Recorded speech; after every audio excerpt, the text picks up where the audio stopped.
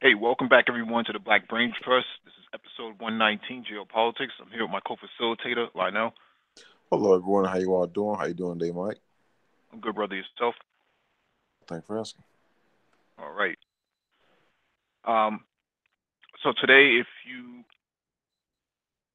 want to follow along, the docket should be in the description. Actually, let me stop and do that because I did not do that. So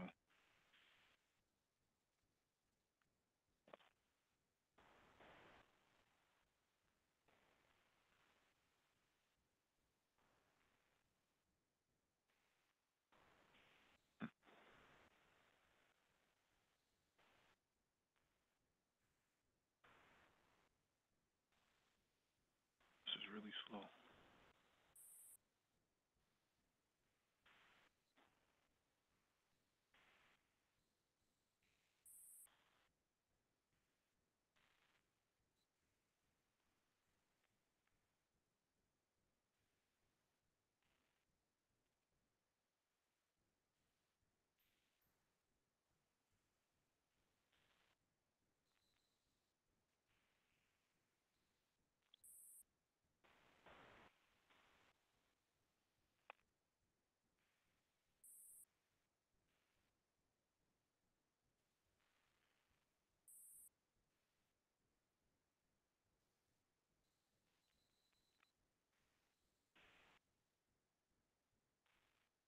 All right. So for those of you who want to follow along, the why is the docket not in the chat?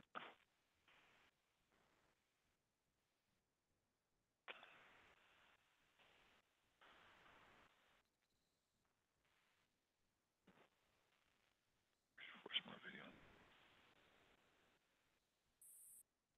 Okay, it's in there now.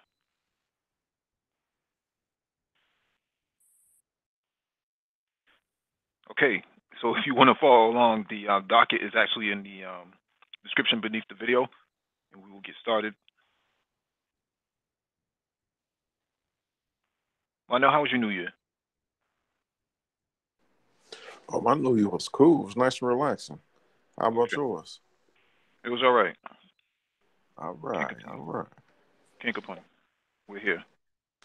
Yeah. All right. So first article is from AlJazeera.com.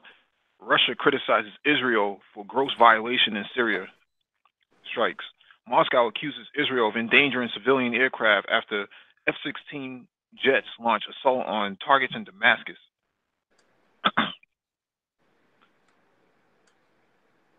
Russia has accused Israel of violating Syria's sovereignty and threatening two civilian flights after Israel warplanes launched air raids in Damascus on Tuesday. We are very concerned by the attacks and how they were made. This is a gross violation of sovereignty of Syria, the Russian Ministry of Foreign Affairs said in a statement on Wednesday. Syrian state media said the country's air defenses intercepted Israeli missiles near Damascus, while Israel said it was protecting itself from anti-aircraft. Quote, an aerial defense system activated in response to an anti-aircraft missile launched from Syria. The Israeli Army's official Twitter account later said. Moscow also said that the Israeli attacks endangered two passenger planes. Quote, the provocative actions of Israeli Air Force directly threatened two airliners, Russian Defense Ministry spokesman Igor Konashenkov said in a statement. He said the attack from over the Lebanese territory came as two airliners not from Russia were preparing to land at the airports of Beirut and Damascus. He said restrictions were imposed on the use of Syrian government forces' air defense systems to prevent a tragedy. One of the planes were redirected to a Russian air base within Syria. The Russian Defense Ministry said three Syrian soldiers were injured in an attack that saw Israeli warplanes drop 16 bombs. One of these, 14 were destroyed by Syrian air defense systems, according to the ministry. Upgrade anti-missile systems. Moscow was a key ally of Damascus in its intervention in Syria's civil war in 2015. Was seen as key to propping up the Syrian President Bashar al-Assad regime. In September, a Russian Il-20 military plane was struck in similar attack, killing 15 servicemen on board. That day, several Israeli F-16s entered Syrian airspace, hoping to bomb its military targets in the northwestern Latakia province. Russian officials said that when Syria's S-200 air defense system responded to the breach, an Israeli F-16 hid behind the Russian plane, which was hit by a Syrian missile. Shortly afterward, Moscow, blaming Israel for the incident, announced its decision to provide Syria with the more advanced S-300 defense system. Israel has in the past carried out dozens of air raids in Syria against what it says are Iranian targets, many of them south of Damascus. So, what's your take on this, Lionel?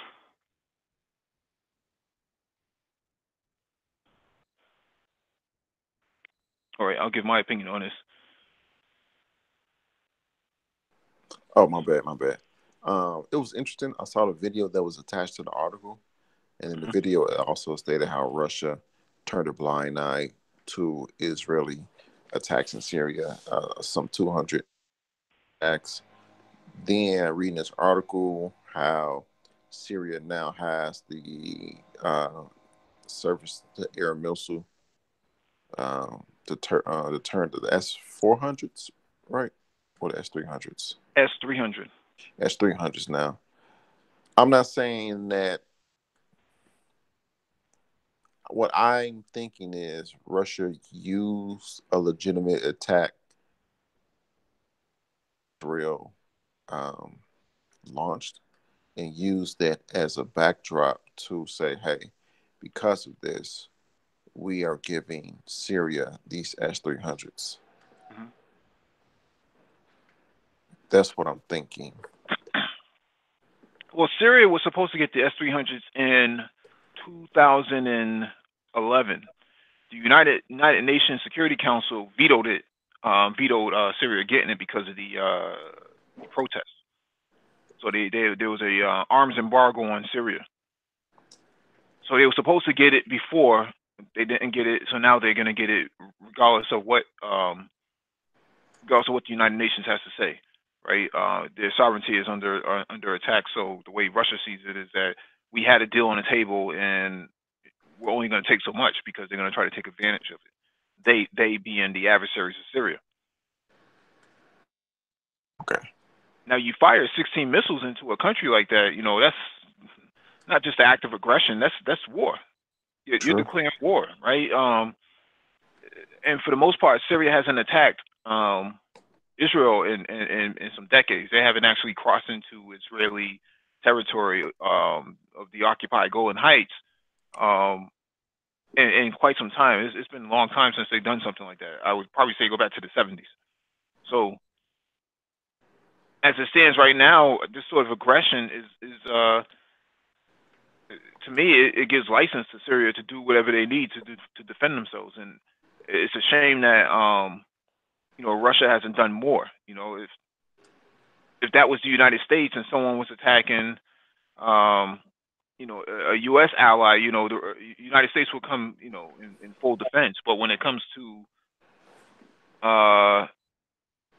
when it comes to Syria, somehow it's this wishy-washy sort of policy that Russia has. To me, if you have S-400, S-300, S-200, Pantsir S-1, Buk M2s, as well as Tor M2s, I don't see why there has to be such a soft velvet hand or velvet glove approach to dealing with Israel. Like, just finish off what you started already. Right.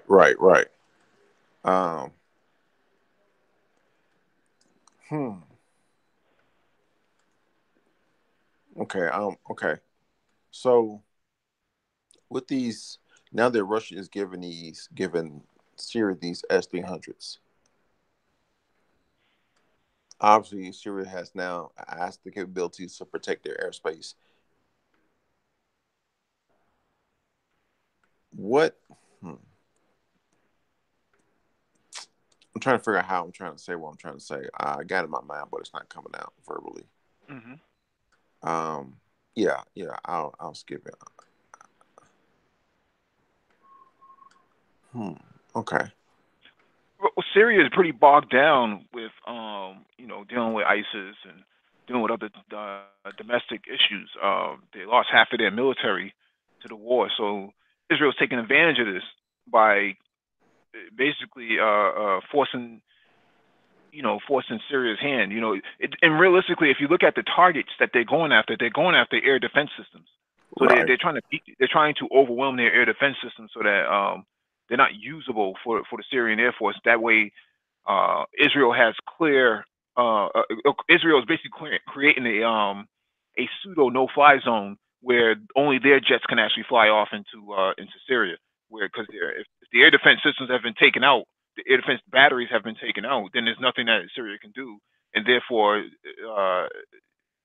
Israel can claim air superiority over Syria. But I don't know how well Russia would be okay with that. Russia pretty much already has their own no-fly zone in place. Mm-hmm. So you think Israel will be sending these missile attacks into Syria at at the same rate? Probably even more. I mean, 16 missiles is a lot. It is. I mean, it's one thing to send one missile in there just to see how if you want to test the air defense system, because they call it what you call penetration testing. You want to test the radar and see how fast they respond and where they respond and in what manner they respond. But when you send 16 in there, you send a clear message that you're trying to take something out, and you hit their Right. airport. Not only do you hit their airport, but you also hide behind civilian airliners, right? Your Jet Blues and your and your American Airlines. Those planes are trying to take off and land and things like that, and you're inside. You're right next to these planes, and therefore you fire these missiles off next to these planes, and Syria can't really do much because It's you're looking civilians. to if you miss that F-16, you're going to hit that civilian airliner, and that gives license to the United Nations or members of the Security Council to say, hey, let's go in there and just take out Syria right now because they shot down some civilian airliner, and these guys are bad. Bashar al-Assad is bad. So Right. Hmm. it's it's really complicated because Syria doesn't have any modern aircraft. They don't. I mean, your radar can only pick up so much, right? Your radar Right. sees a civilian airliner, but it doesn't see the F-16 because the F-16 is hiding behind it. So in essence, they cloak themselves in order to successfully send these 16 missiles off. Yeah, that's pretty dangerous stuff. It is. That's a high stakes game because something could have went wrong, and Israel. Yeah. Yeah, definitely think that at some point Damascus is going to have to respond. If Russia can't do anything about it, if Russia's don't give me lip service with your ministry.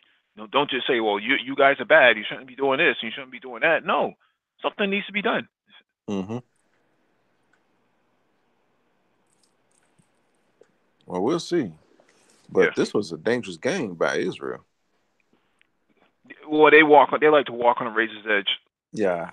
I'm starting to notice that. Yeah. All right, we'll move on to the next one. All right, this next video is from Press TV. Iran confirms hosting Taliban delegation for peace talks.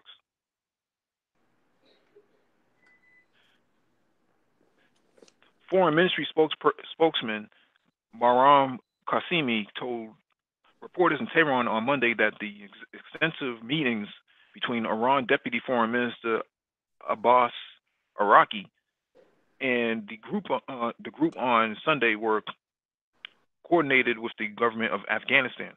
Quote, since the Taliban are in control of more than 50% of Afghanistan, and given their insecurity and instability and other issues that the country is dealing with, they, the Taliban, were interested in talks with Iran. Qasimi said. He said Iran has long borders with Afghanistan and always saw a constructive role to maintain peace in the region. The Tehran meetings came days after it was confirmed that Al Shakani, Secretary of Iran's Supreme National Security Council, had traveled to the war-torn country for initial talks. So, what's your take on this, Lionel, if you did watch this? Yeah, a few months ago, I remember we went over, you were saying how Taliban are now wants to sit at the table for political talk, and how not specifically quarter, a large number of Iran's population agree with the Taliban in their political views. Mm-hmm. And that, at the time, I was like, no, I believed it. I was like, wow, really? Now we're seeing this video of how they are in political talks with the government. Yeah. Yeah, they when we talked about that, they only had 48% of the country. Mm-hmm. Now they're talking about over 50%. I think it's close to 52% of the country is on board with the Taliban. That's amazing. That was only I think that was a month or so ago, a few months ago. But yeah, they have a consulate inside Russia now, and they also have a consulate inside I think northern Afghanistan. But a lot of people don't realize that I would say 1/4 of Afghanistan actually speaks Russian. Really? Yeah. There's a Russian-speaking a population inside Afghanistan during the Soviet Union. So, and a lot of people don't realize, at least listening to these hangouts, they don't know that Afghanistan was actually a thriving country before the United States got there. I did not know about a quarter of Afghanistan spoke Russian.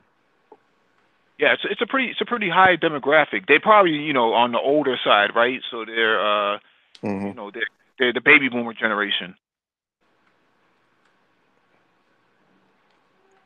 That's interesting.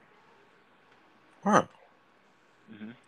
So because of that, there's already a Russian support system there. There's a delegate down there. Okay. So a lot of the Afghanis,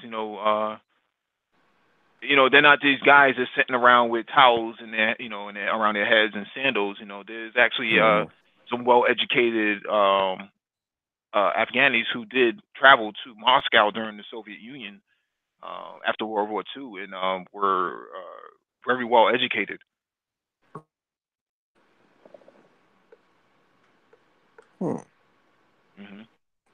And now you see them, and now you've seen the power of Iran, politically speaking, inside Afghanistan, and they're able to bring the Taliban to the table, and that's because Saudi Arabia and the United States overplayed their hand by, sponsoring, terrorism and all types of clandestine operations that blew back in their face, especially Saudi Arabia with bin Laden, this whole concept of the Mujahideen and getting support from Saudi Arabia, and then Saudi Arabia not paying for the reconstruction of the country or doing anything beneficial for them. Yeah, man, this is going somewhere, man. This is have you read any reports on what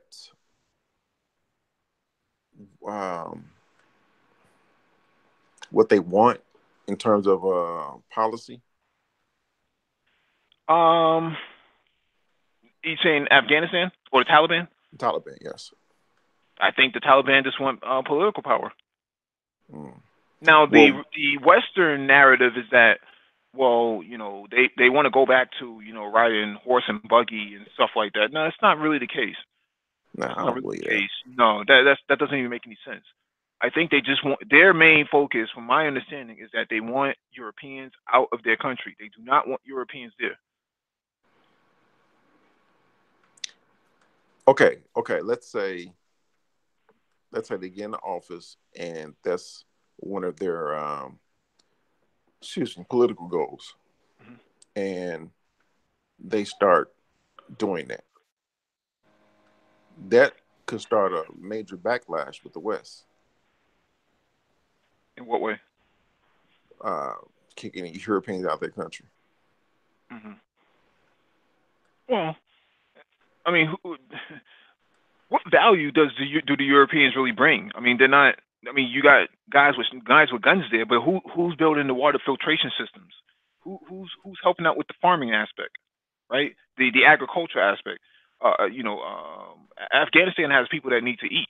They're a geographically locked country, right? They're surrounded Hmm. by Iran, India, China, and the Kazakhstans, and you know those countries, in Iraq too.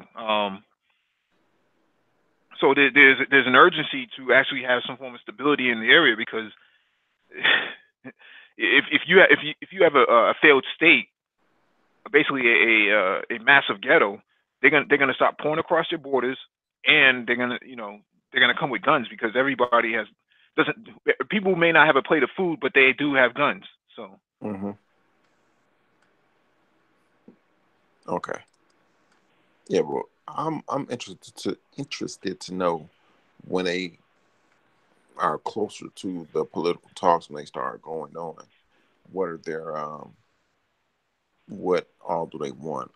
That's I'm interested to know that. yeah, my understanding is the removal of Europeans in their country. The Mm. second is um, money. So they want compensation. Uh-huh. So they're looking for reparations. Ooh, ooh. Okay, okay. This is going to be good. Right. Yes, I will be keeping an eye out on this. Hmm. Yeah. If the thing is, the United States can never bring the Taliban to Washington to have peace talks, right? These are the Hmm. same guys who allegedly brought down the Twin Towers. Right, right. They can never do that. So rather than, you know, and now you hear Trump saying, "Let's pull out of Afghanistan."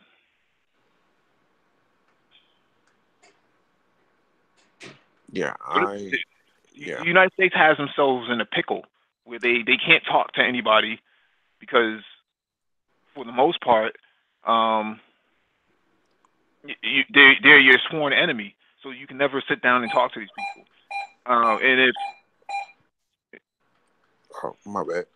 mhm, right, and if that's the case, and they want you out of their country, you can't say, "Well, we're going to be here until the Taliban is defeated." No, the Taliban is 52% of the country. What are you Yeah, talking about? yeah. That those days are over. Yeah, you can't use that anymore. Unless you're gonna go to war with the entire the entire country because of the Hmm. numbers. No, Right, those days are over. right. When the Taliban, when they got here, the Taliban was like, in 2001, I think they were like maybe 14% of the population, something like that, Hmm. 12%.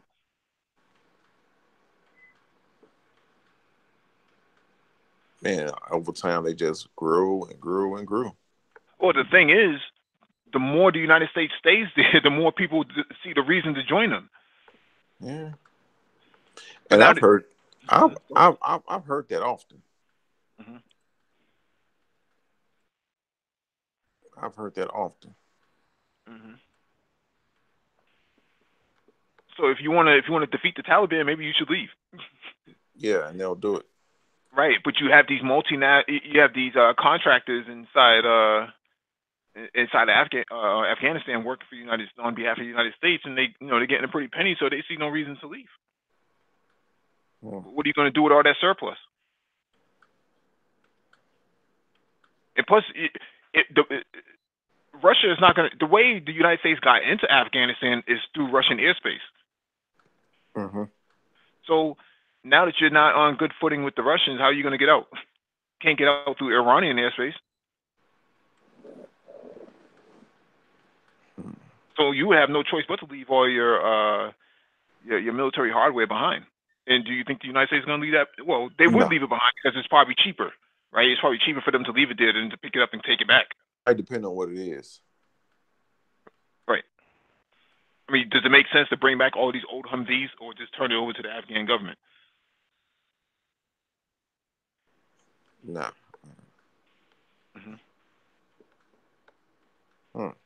This is I'm going to keep an ear out on this. See what they want. See what they ask for. Right. All right.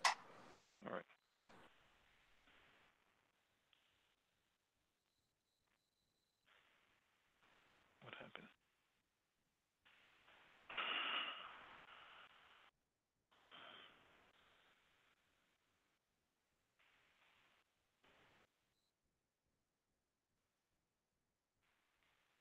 My computer's frozen.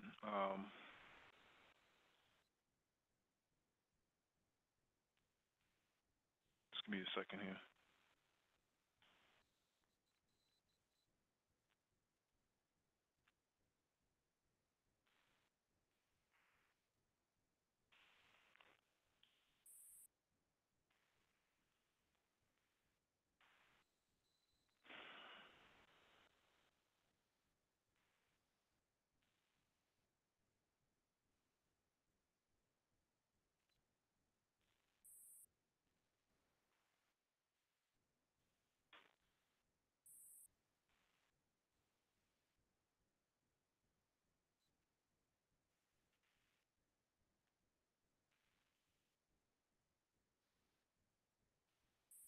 Can you hear me? Yeah, I can hear you. All right. Let me see if I can pull this up again.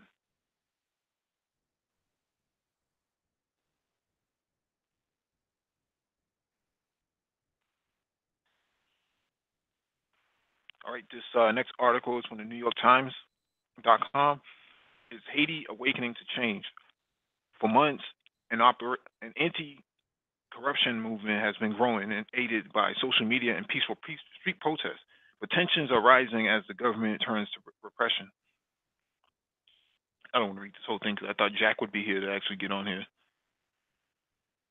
Yeah, I was looking for that too. Or even Zoroti. Port-au-Prince, Haiti. It started with a few keystrokes in a living room in Montreal. Gilbert Rambo Jr., a Haitian filmmaker and writer, took to Twitter on August 14th to post a photo of himself blindfolded holding a piece of chalkboard with a simple question written on it in Haiti's Creole. Coco Petrois Caribe. Where is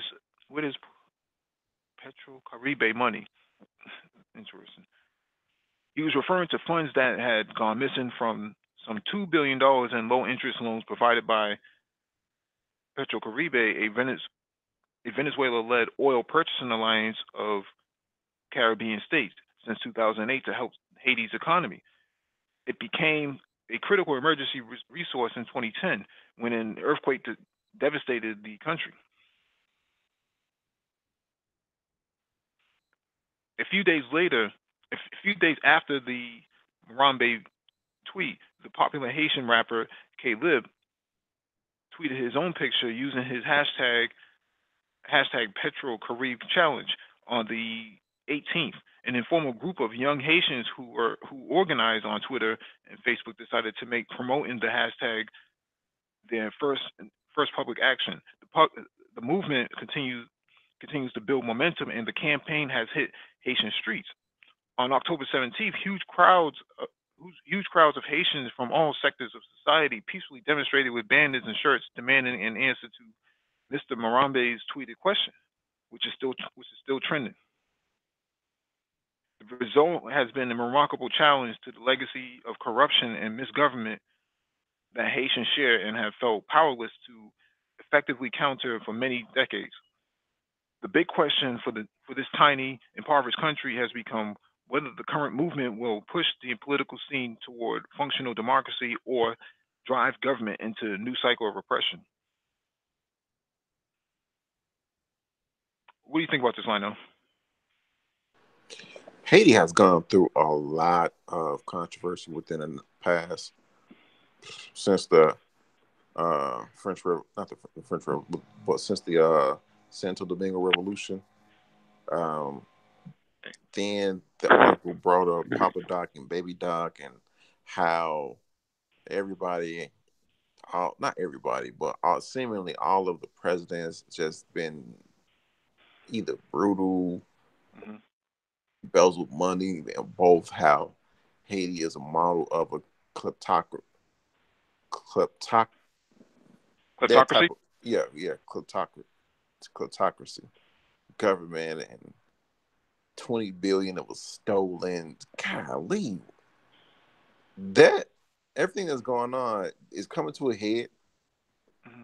Now you see people, the majority of Haiti's population is below 24, which is wow. Now you're seeing this. Something's going to happen. Me personally, I think that people are going to win out on this battle right here, on this specific battle. After, we'll see, but everything's coming to a head with this. Carib, what's the name of the Carib something? Caribe? Yeah, This A, yes, it's A, Okay. yes. Yeah, yeah. The thing is, and I don't have the source right now, and I'll find it later. But that money was actually taken by the Clinton Foundation Mm. and Jeb Bush Foundation. So the Bush and the Clintons and Bush and the Clintons actually intercepted a lot of that money that was in Haiti, and she used it for her. She used it. She being Hillary used it for her campaign in 2016 against Trump. Mm. This, and we've spoken before about the natural resources in Haiti, the gold, the oil, and Mm-hmm. so forth and so forth. Mm-hmm. Right. So Venezuela actually was trying to bail out Haiti before the Chinese got there, but um, they were trying to bail out Haiti. And when they tried to bail out Haiti, um, the United States basically put this big ass embassy inside Haiti as a show of force. It's actually the biggest American embassy in all of the Western Hemisphere. I think it's about the size of the White House. Um, and they use that to deter Venezuela and other, Cuba and the rest of Latin America from getting involved inside Haiti. That if we're the big dog in town here, but we're not actually going to do anything. Plus, they had 20,000 soldiers. Mm. While while they sent soldiers, Cuba had sent doctors, and basically the doctors were actually being turned around, and deterred from actually doing any sort of voluntary work there.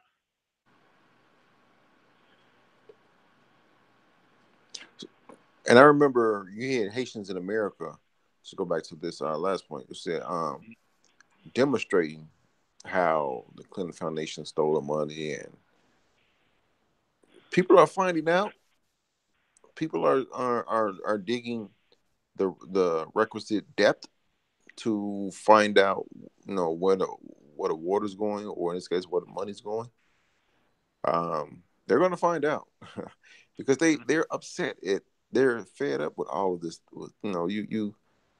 The thievery and of the elite of the politicians, not only in Haiti but and everywhere else is coming in. Haiti, stealing their resources, stealing this, stealing their money, stealing the very things that's supposed to help the people of Haiti.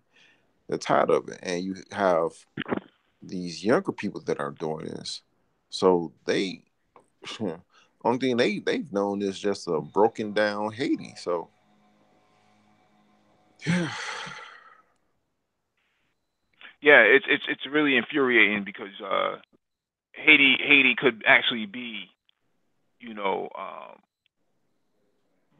very similar to that of Florida, right? If you want to compare climate to climate and resources, uh-huh. um, they would be a very luxurious island, or I would say more like Dubai. You know, they would have a lot of because they're sitting on these natural resources, but they're also sitting on a fault line where there's constant shifting back and forth, and Uh-huh.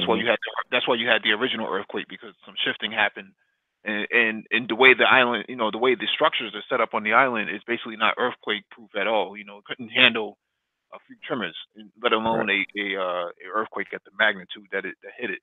So right.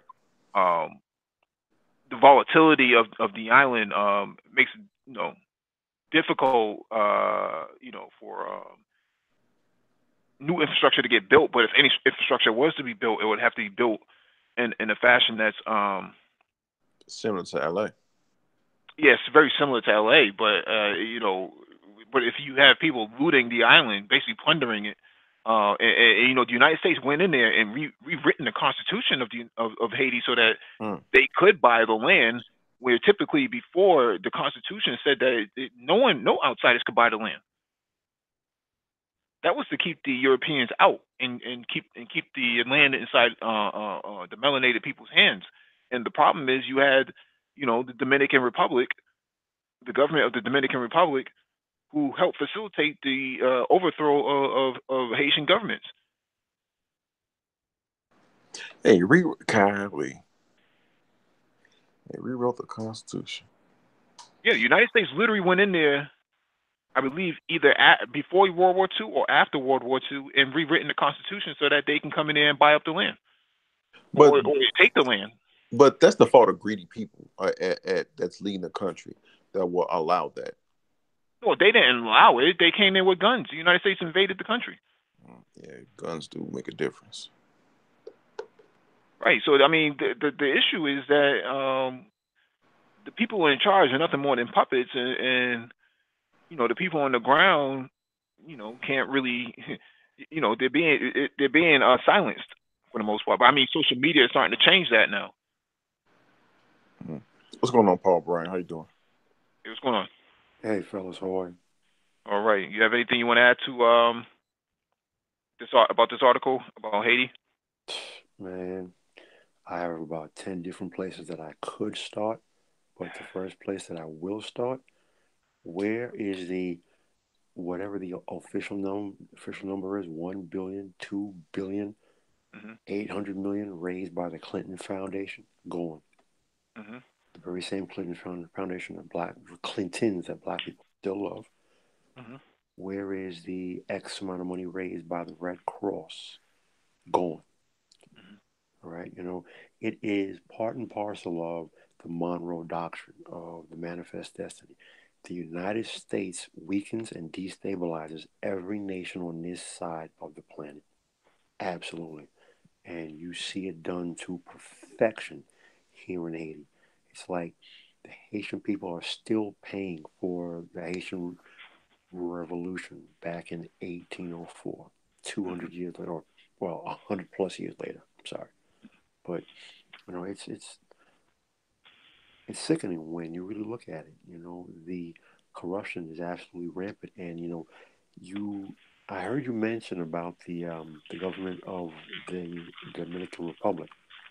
You know, the government of the Dominican Republic back in 2014, they were wholesale deporting Haitian people back across the border from DR back in Haiti. Mhm. You know, and you talked about Well, they were actually. It was actually a. They're depopulating the island of melanated people. Exactly. So you have a lot of Haitians who can speak Spanish, but they're being kicked out because they're melanated.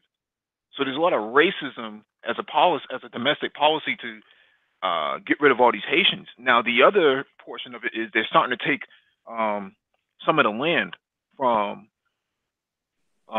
from the Haitians. So they're trying to basically recolonize portions of Haiti because Haiti doesn't have a military to defend it. You know, I talk to Haitian people every chance I get. Those who actually go back to the island. Case in point, I spoke to two or three people at my gym where I work out. And all three of them have been to Haiti this last calendar year of 2018. And I specifically asked them because I'm still hearing that years later there are certain parts of Haiti that still look like the earthquake just happened yesterday. And they said, yeah. I said, absolutely. You know, um, the capital has been rebuilt. The capital looks good. Port-au-Prince. Once you leave there, there's parts. In fact, a large sections of the island still look like nothing happened, like nothing changed, like the earthquake happened last week. And I'd really love to hear, Jack Charles and maybe any anyone else for their take on it because I'm not Asian, but they are. But from the outside looking in, it is absolutely disgusting what they are doing to the Haitian people. Yeah, absolutely. I know Huawei. China's in Haiti right now. They spent $35 billion on Haiti. Um, so they have vested interest inside Haiti. I talked with somebody who just came back from down there back in the summer, and she has property down there. And she told me she paid 16,000 for a few acres. I want to say it's a few acres down there. She's Haitian herself, so she was born there, but she lives here.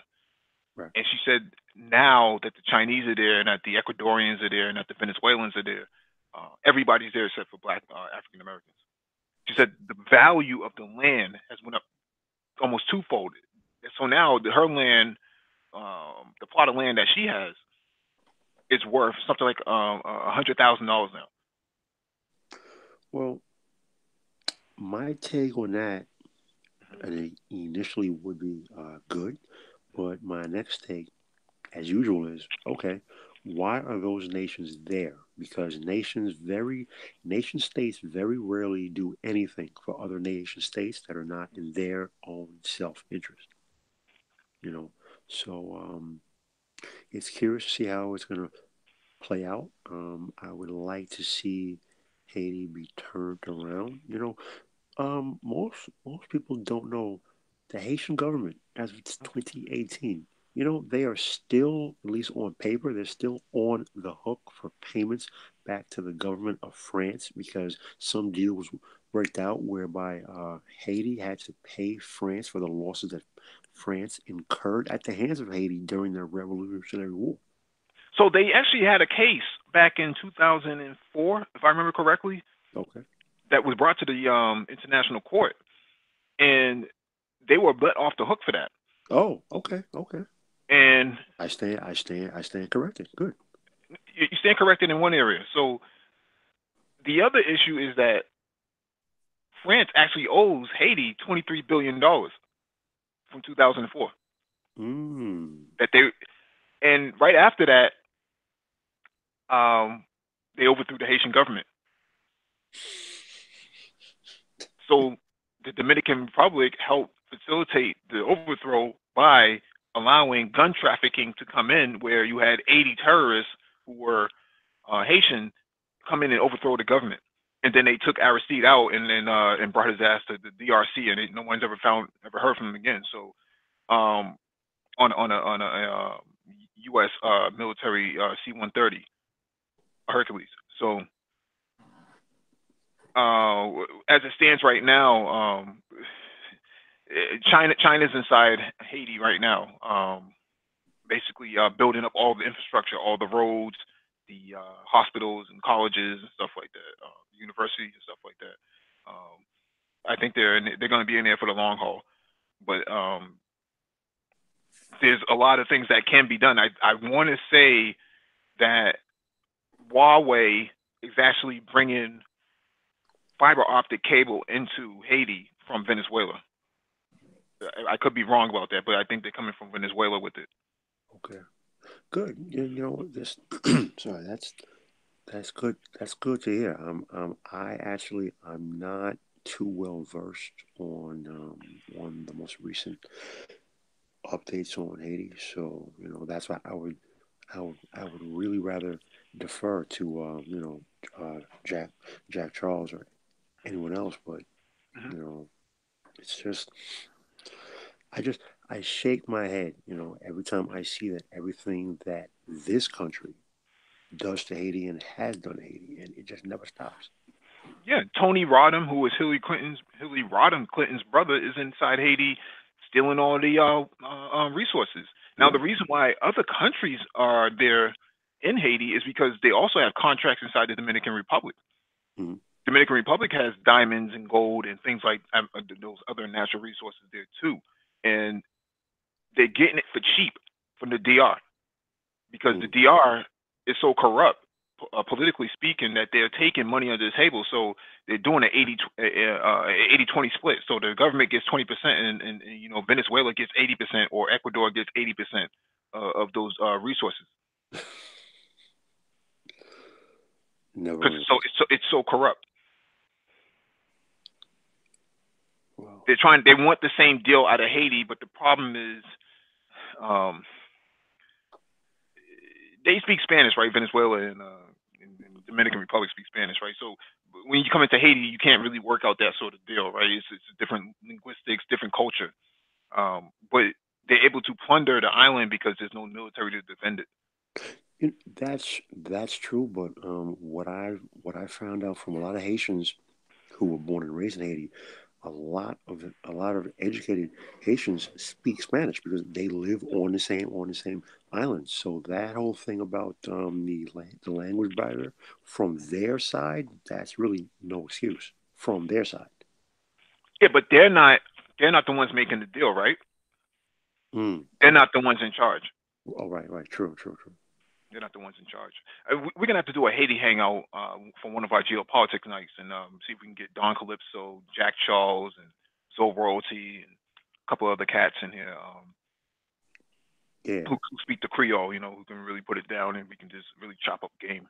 Yeah. But I think there's a lot of also the head IT person of Haiti, of the Haitian government, is on YouTube. I forget his name, but he has a YouTube account, and I saw him on Al Jazeera before. So, be interesting if we can get him on the hangout, because there's a lot of opportunities that can come out of Haiti. All types of blockchain development, you know, to fight earthquakes and natural disasters and stuff like that. You know, the old traditional bullhorn siren to warn people that there's something happening. You know, things like that. Infrastructure like that is not put in place. Interesting. Straight Shooter asks, could China be looking for cheap labor? It's not China looking for cheap labor. It's American companies looking for cheap labor. A lot of your leggings and stuff like that that women wear is actually made in Haiti.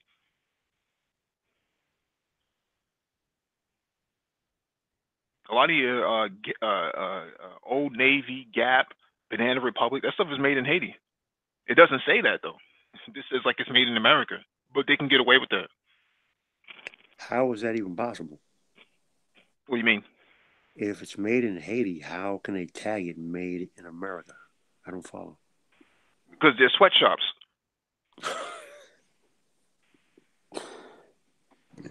Simple answer. Simple answer. Right. Right. Not to make fun of, but yeah. Yeah, I mean, they don't have to go to China and you know, pay the long freight, right? So the amount of time it would take, you know, for a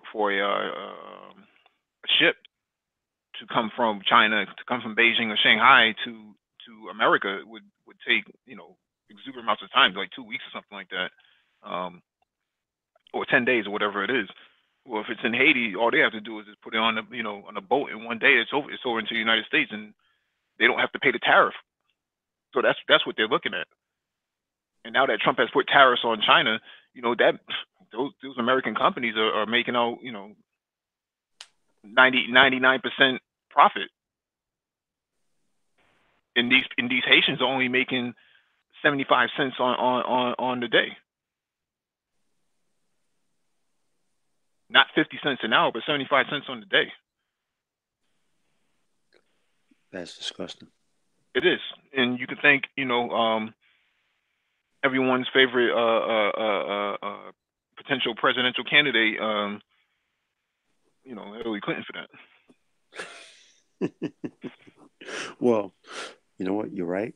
You can also thank our former president who just passed away, because it was during his term when I was in high school. Back in, I want to say 89, that he passed. At that time, it was called outsourcing. No, I'm sorry. At that time, it was called offshoring, whereby an American company can move 100% of their production and manufacturing overseas and still enjoy full tax and legal status as an American company. At the time, that law was called offshoring, and U.S. companies jumped on it like rats jumping off of a ship. And since then, American manufacturing and physical production has fallen off an absolute cliff. And you can thank President Daddy Bush for that one. Oh yeah.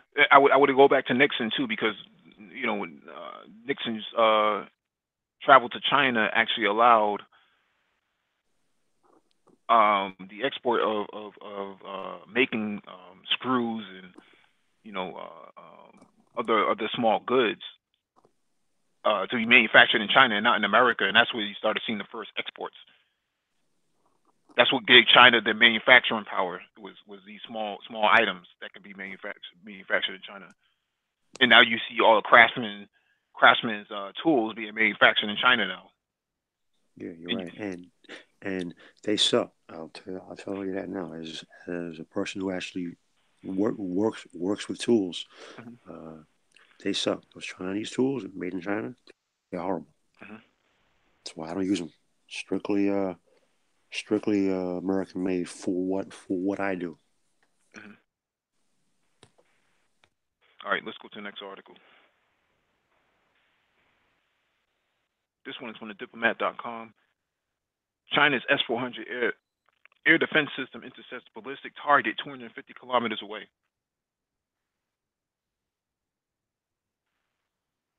The People's Liberation Army's rocket force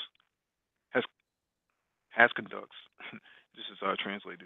conducted its first live fire drill of its newly acquired first regimental set of Russian-made S400 Triumph long-range interceptor-based air defense systems, according to Russian media reports. The test purportedly took place in November as an undisclosed location. According to the report, the S400 air defense systems intercepted a simulated ballistic target around 250 kilometers away, 155 miles.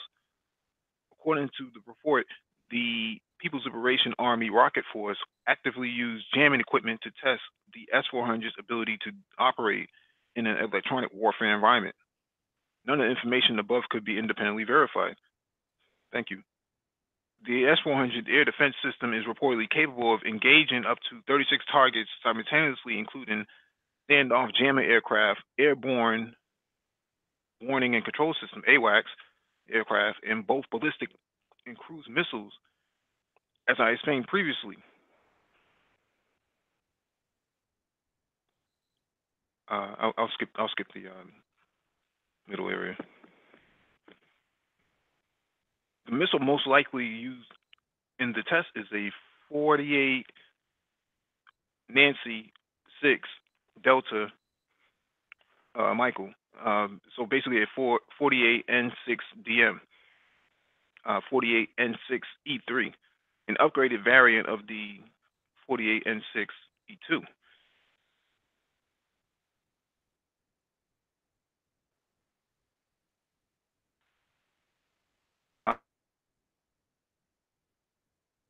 The 40 same target fitted the missile fitted with a solid fuel engine, advanced a semi-active homing head, and capable of resisting intense clutter and jamming, is intended to engage intermediate range ballistic missiles. Notably, the test has so far not been publicly confirmed by the People's Liberation Army Rocket Force or other Chinese government entities. In July, Russian media reports indicated that the first test of the S400 would take place within days. So what's going on here is interesting time, because in order, the first place that if there's a war that's going to break out, the first place that the Chinese are going to go is to Taiwan. What do you gentlemen think? Okay, this is a clear indication of how China is upgrading. There is the intercepted missile. We all know for the past 30, 40 years, China has been upgrading their economy, boosting millions of people out of poverty. They're going to, per the Chinese president Xi Jinping New Year's address, he said that China's going to continue to do that. Now you're seeing, not now, but we are going over reports such as this, talking are releasing, are upgrading their military. Even again, I refer to Chinese President Xi Jinping's New Year's speech of how he said that they now have 2 aircraft carriers. They're going to build more. Per this, now bringing that back to this article, they are building up and bolstering their military, all combat branches, air and sea. So I believe that we'll see more articles like this of how China is flexing their military power in a sense. That's what I see in this article. With this article. Mr. Bryant? Well, first and foremost, I have to, of course, make mention to that part where it says none of this information has been independently verified. That's first of all. Second of all, um, I have to consistently refer back to the fact China and the United States are economically linked at the hip. Mm-hmm. So also now putting on my geopolitics and historian hats and juggling those two, there has to be a global boogeyman at all times. So with all that said, what I'm trying to say is I do not foresee predicted warfare happening. I could be wrong, but I just don't see it happening. I see saber rattling. I see public consumption. Um, I don't see actual military conflict happening. And if there is, what I do see is, I do see, if anything, another Cold War, again, with both states, that being America and China, fighting proxy wars and using proxy states. I don't see direct head to head conflict. Mm-hmm. But I could be wrong. Time will tell. But we've seen this playbook before with America and the Soviet Union. Well, I think the difference between the Soviet Union in that time and China today is that Soviet Union didn't have the um, trade relationship that China has today. I think the most that the Soviet Union had was like a few boxes of vodka, right? Um, Stoicky vodka, So um, Stoli? yeah, they didn't have any mass trade deals in place. It wasn't like Russia was exporting anything of greatness to the United States that the United States depended upon. Although Russia has a lot of resources, the United States never really um, needed any of those resources, because since they were plundering other places to get it to begin with. So I mean, now the United States does need Russia's resources, but um, not to the extent that they need it for China, right? So the relationship is a little bit different. It's a little lopsided. The same thing with China. China is completely dependent upon America's consumer base, for their goods. But now you're starting to see, and I should have posted that article. Vietnam is actually the newest hotspot in Southeast Asia for investment in manufacturing. They're probably going to beat China out in the next couple of years. Different base, um, different political system, so they're easier to work with. General Westmoreland is turning in his grave. Why do you say that for the listeners who don't? Oh, I'm sorry. For those who don't know, General Westmoreland was the first theater commander during the Vietnam War. He was the theater commander for the bulk of the Vietnam War. He did not finish the war, but he was there longer than the. I think there was one other theater commander, but he was there. He was the longest serving theater commander, and things got worse. He was in charge, I believe, when the Tet offensive happened in '68, when things turned bad. He was in charge when the Forrestal almost caught on fire and almost sank. So that's what I'm saying. He's probably turning over in his grave to see uh, the country that he tried to literally carpet bomb out of existence, and he lost like half of the U.S. servicemen died during the war under his command. To Mhm. now see Vietnam become potentially a global power on the economic stage. Yeah, potential. A lot of your manufacturing base is shifted from China into Vietnam. Well, I won't say what I know, but I have a partner who's in and out of Vietnam. She keeps me abreast on what's going on, and they can compete with China, not on the technical level, but on the manufacturing level, they can definitely compete. If the United States wanted to, if Trump was smart, Trump would actually dump some of the technological know-how to Vietnam and allow them to um, use that against China as a carrot on a stick. You know what, Mike? You just touched on a great point because it seems the same way you see China and Russia establishing these economic ties with the Spanish speaking countries in this hemisphere, including Haiti. Why isn't America doing the same thing on that hemisphere? No, instead, whoever's really calling the shots, the deep state, whatever name you want to give the wealthy elite, they seem to be just trotting out the same old playbook, the same old playbook. And you know what? Hey, man, listen, times have changed. You know what? So maybe the old rules don't apply anymore. But the U.S. can or should be able to compete in the same ways that Russia and China are competing. But no, they want to do it the old way, and that does not seem to be as effective as it used to be. Yeah, walking around with a sledgehammer, looking to nail something is an impractical way of doing foreign policy. Right. Very impractical. Well, for the United States, it doesn't really work.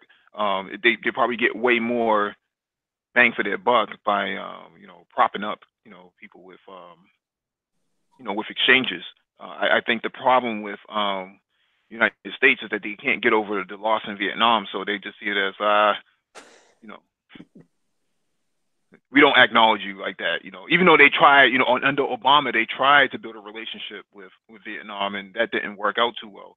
Um, Interestingly enough, they built a relationship with Cuba, and then Trump comes in and tears it all up, right? So that's a sort of non-linear thinking that they have.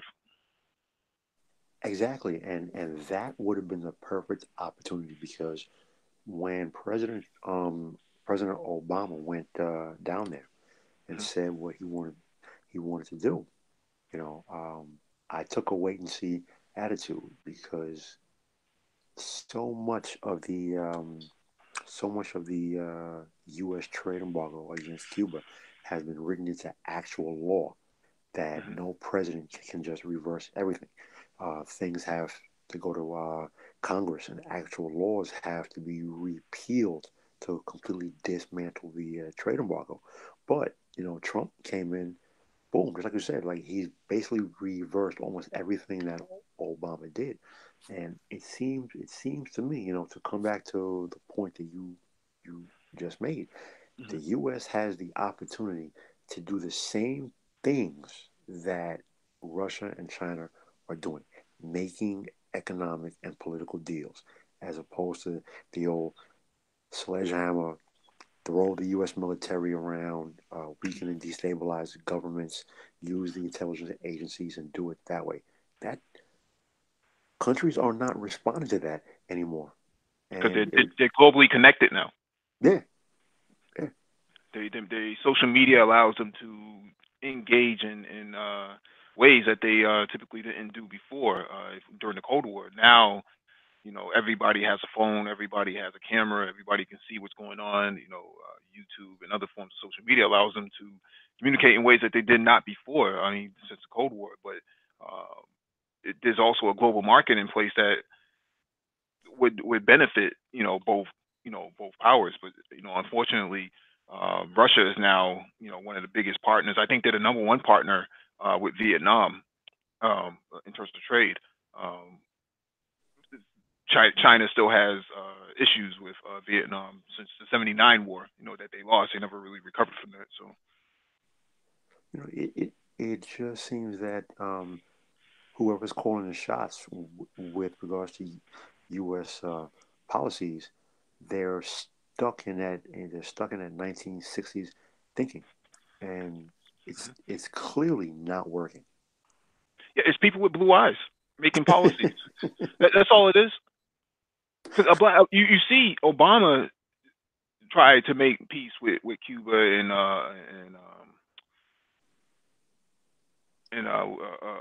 Vietnam, but these guys that don't look like him, that you know with their pointy noses, they tend to think differently. It's almost as if they look at they look at that part of the world, and they still think they're looking at feudal China and Vietnamese running around in rickshaws with straw hats. And you know what? The world has changed, man. The world has moved on. That's no longer who you're dealing with. Yeah, racism as a foreign policy is not exactly effective anymore. It just No.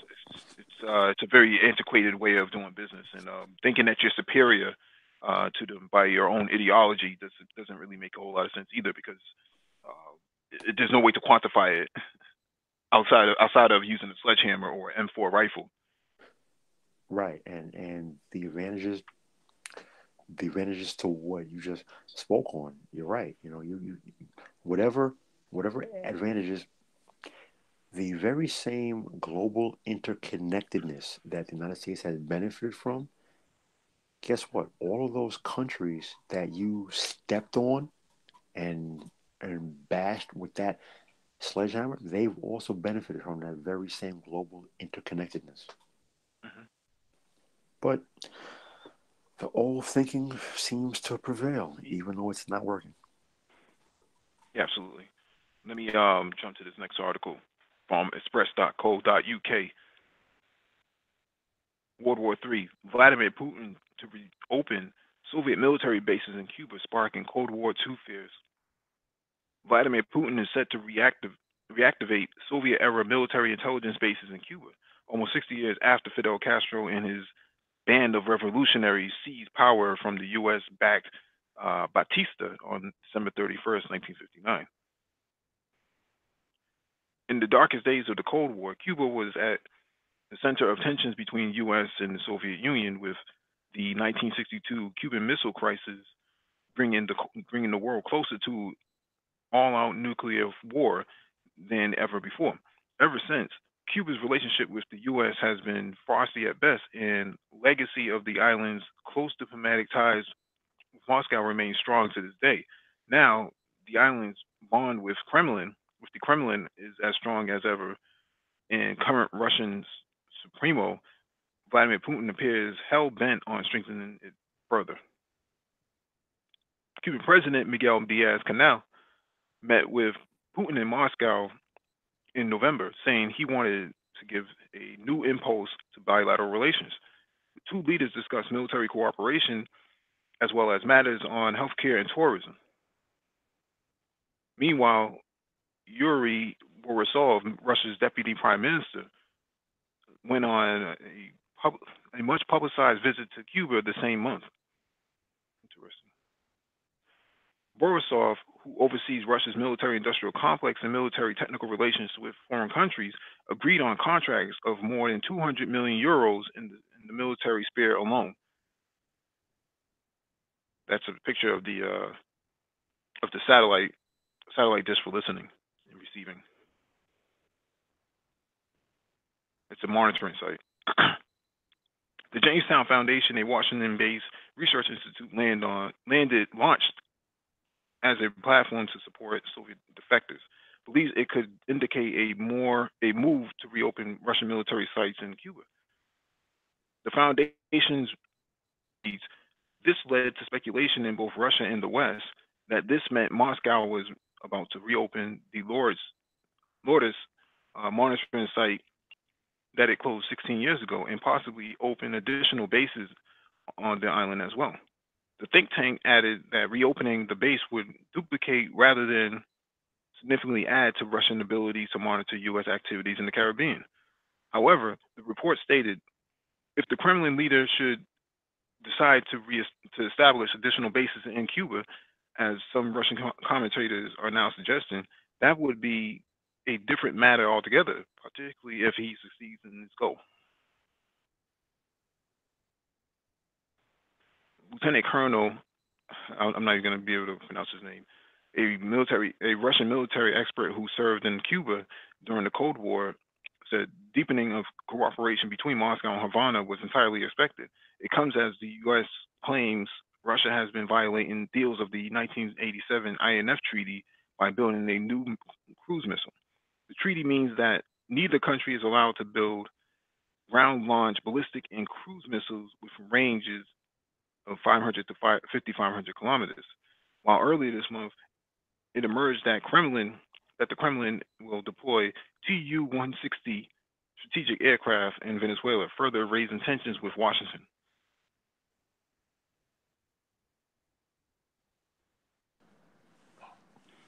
Lionel?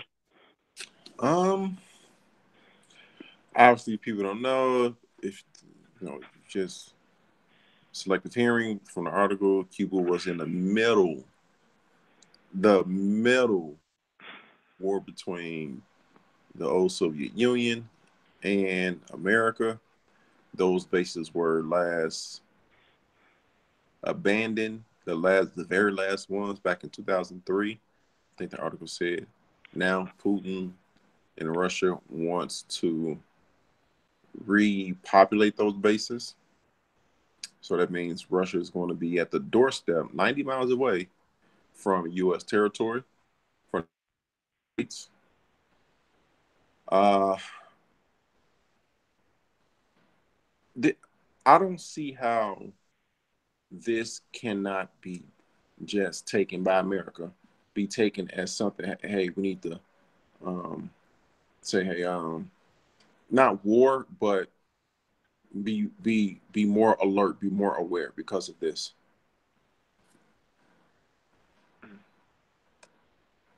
Paul Bryant. Well, this directly speaks to what we were just talking about the last article. There's really not much here to add. It's a return to 1960, 1961. And we see how that turned out. We see how it almost turned out. But it speaks for itself. It really speaks for itself, Sorry. However way you want to look, however way you choose to look at it, America's influence is clearly fading.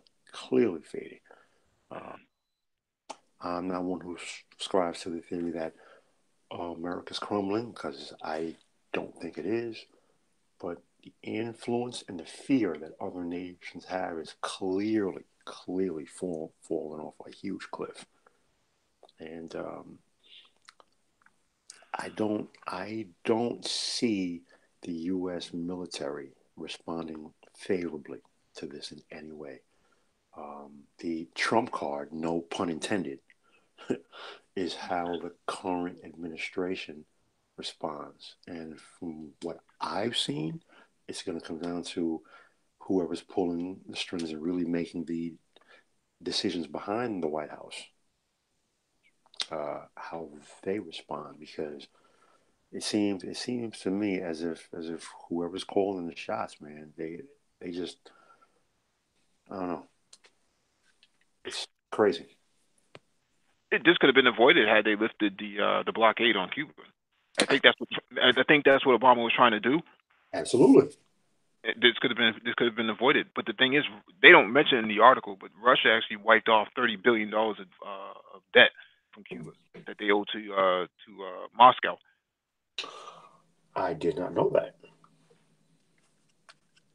So now, they don't have to, they don't have that student loan debt that they had before weighing them down like they do in America. But that was a deal breaker. But the problem is Cuba hasn't transformed its economic system at all. It's still everything's state run. Doesn't allow for innovation. Yeah, because it's strictly communist. Hmm. It's an extreme level of communism too, right? Extreme level of control. In reference, or at least in reference to the way China operates. China has a communist government, but a capitalist economic structure. Right, and yeah, that's something that you covered about a week or two ago, and you're right, and it's really hurt Cuba, Hmm. because Cuba has Cuba has a lot of intellectual power that they can't tap into to help themselves because of that strict because of the strictly anti-capitalist policies. Right, and they turn out a lot of doctors and they manufacture medicine. I think they were the first ones to come up with the AIDS vaccine. But outside of that, you're not really innovating on the technology side. And that's really hurting you. So you Right. don't have you need an island full of people who can code. You're right.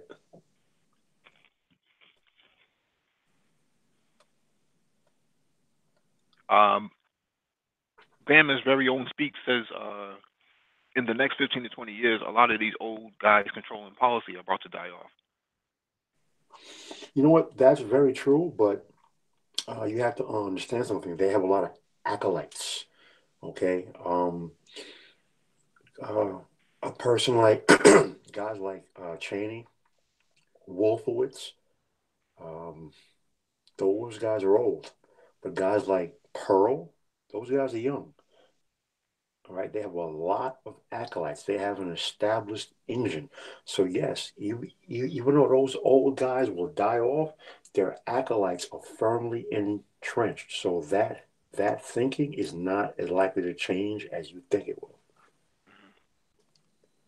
And remember, Pearl was one of the architects, or the main architect of the way forward, which was the blueprint for the product of the new American century. And don't quote me. I want to say he was in his 30s when he wrote that, and that was I want to say in '99, 2000. So these guys are young. They have their acolytes. They've been doing this for a long time, and in their minds, they intend to keep doing it for the next 1 to 200 more years. So that thinking, how effective it's going to be, only time will tell. But they have an absolute steady stream of acolytes coming through who wholeheartedly think the way that they do. They're goose stepping basically. For the most part. Sieg Heil. Yes. All right, let's get to the next article. All right, this one is from thesun.co.uk. Battleships. Chinese admiral warns Beijing could sink 2 aircraft carriers, killing 10,000 sailors to win battle for the South China Sea. He bragged about that China. He bragged that China's new anti-ship ballistic and cruise missiles were more than capable of taking out U.S. supercarriers. Picture of a supercarrier. A Chinese naval chief warned his country's military might need to sink 2 U.S. aircraft carriers to solve disputes over the South China Sea, risking 10,000 lives. Coincidentally, Lionel was just in the chat saying, I think China is ramping up for war, and somebody else says otherwise, right? Interesting. They disagree with that. Well, this article doesn't say so either. Um, Rear Admiral Lu Yuan, deputy head of Chinese deputy head of the Chinese Academy of Military Sciences, made his chilling threat while speaking at top-level military summit. What the United States fears the most is taking casualties. The notoriously outspoken military expert declared. He said the loss of one supercarrier would cost the U.S. lives of 5,000 servicemen and women. Taking two would double that toll. Well, we'll see how frightening America is, he said. He then said. He bragged China's new anti-ship ballistic and cruise missiles are more than capable of taking out U.S. carriers, despite them being at the center of a bubble of defense for escorts. His threats came just 10 days after experts warned a war between U.S. and China and the Chinese forces in the South China Sea could break out in 2019. Concerns are mounting. The two superpowers could become embroiled in a terrifying conflict in the directly contested region, which could kill thousands of people. Malcolm Davis, a senior analyst in defense strategy analyst in defense strategy and capability in the Australian Strategic Policy Institute in Canberra, told Sun Online, quote, expect great tensions in the South China Sea. China won't back down, nor will the U.S.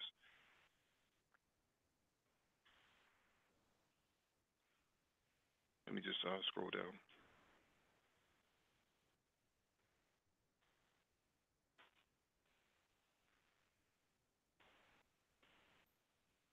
It said, in his speech, Admiral Lu said there were 5 cornerstones in the United States open to exploration, or exploitation, I should say. Their military, their money, their talent, their voting system, and their fear of adversaries.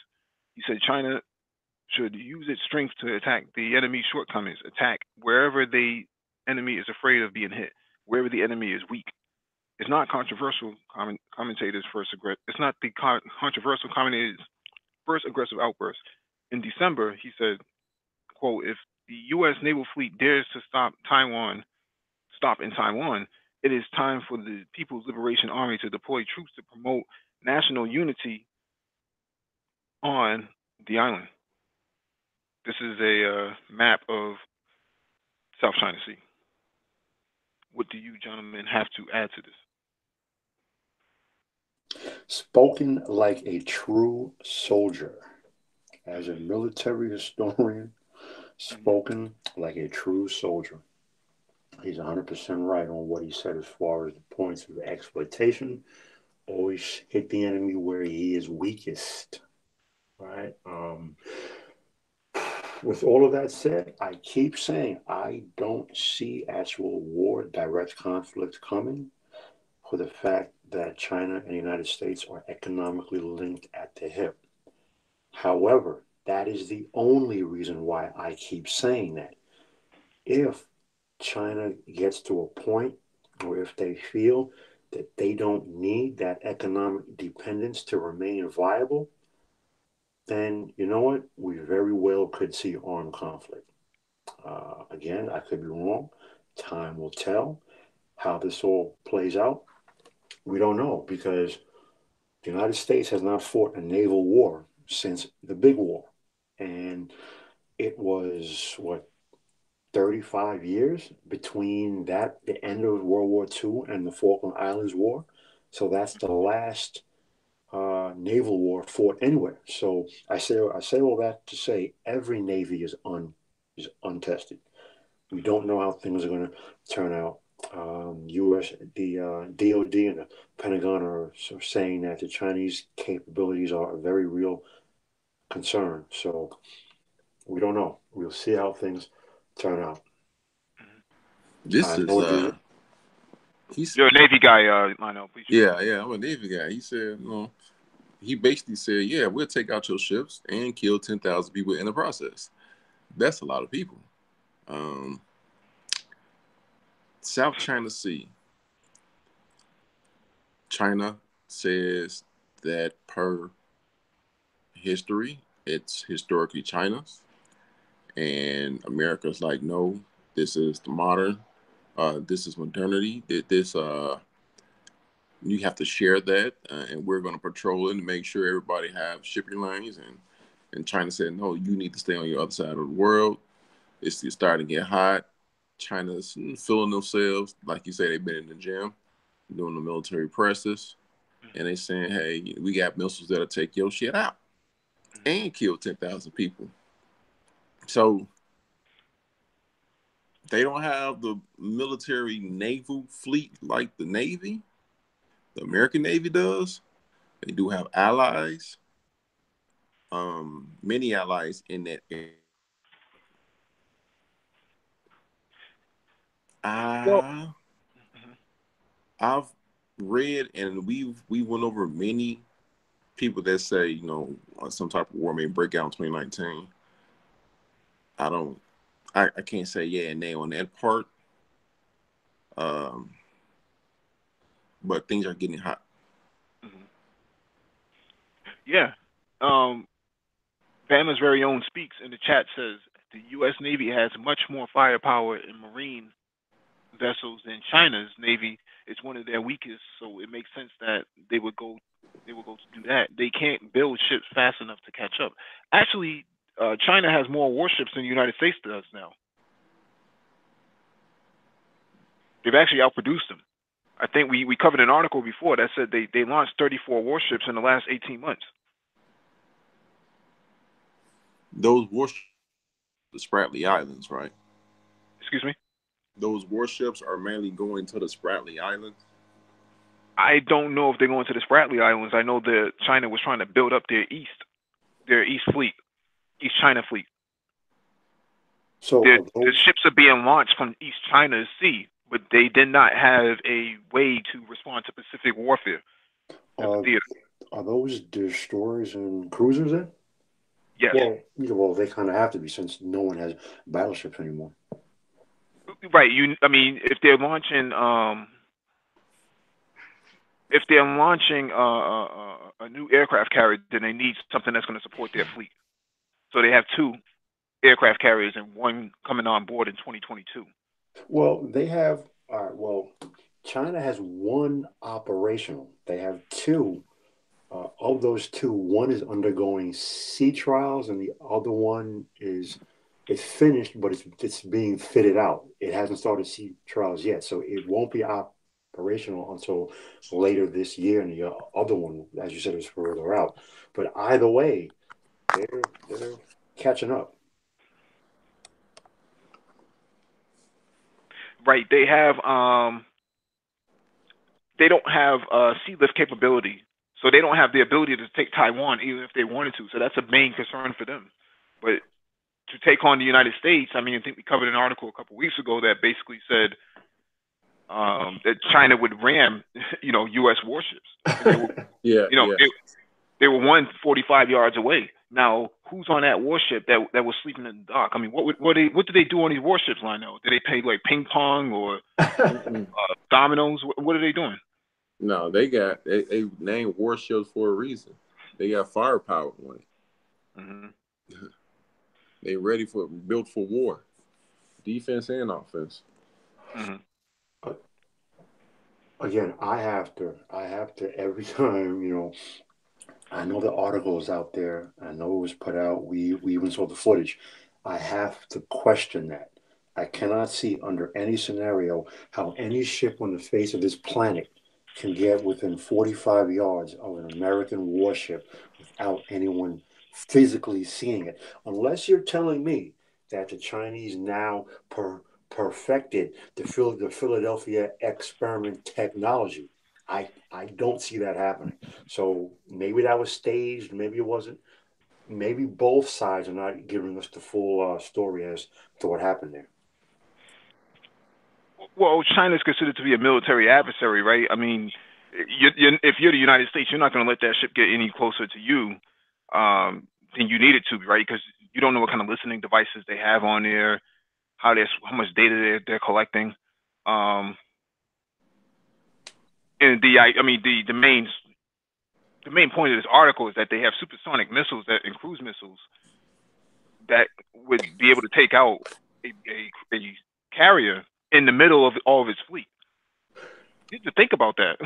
Which is an article that was covered here about which you covered about a week or so ago. If they have missiles that can travel 8 times faster than the speed of sound, there's nothing in the U.S. military except for those directed energy weapons that they're testing that can counteract that. So that means an entire carrier battle group, the carrier, the cruisers, the destroyers, the two support ships, they're all sitting ducks. The article that Lionel and myself had covered um, showed a video of Russia firing off this supersonic missile. I think it moves at like Mach 3 or Mach 4 or something like that. Right. And the impact it had on this ship, it turned the ship on its side. Yeah. So if you have a missile moving at Mach 3, Mach 4, and you need time to react, you can man your battle stations all you want to. You better be thinking about, how do I get the fuck off this ship now? Because that ship gets hit and it gets knocked over, just the impact alone, even if you're on the opposite side of it, just the impact alone would probably scramble your head, probably give you a concussion, a mean one. Exactly. I want to answer L. Simpson's comments. He said we have lasers and rail guns.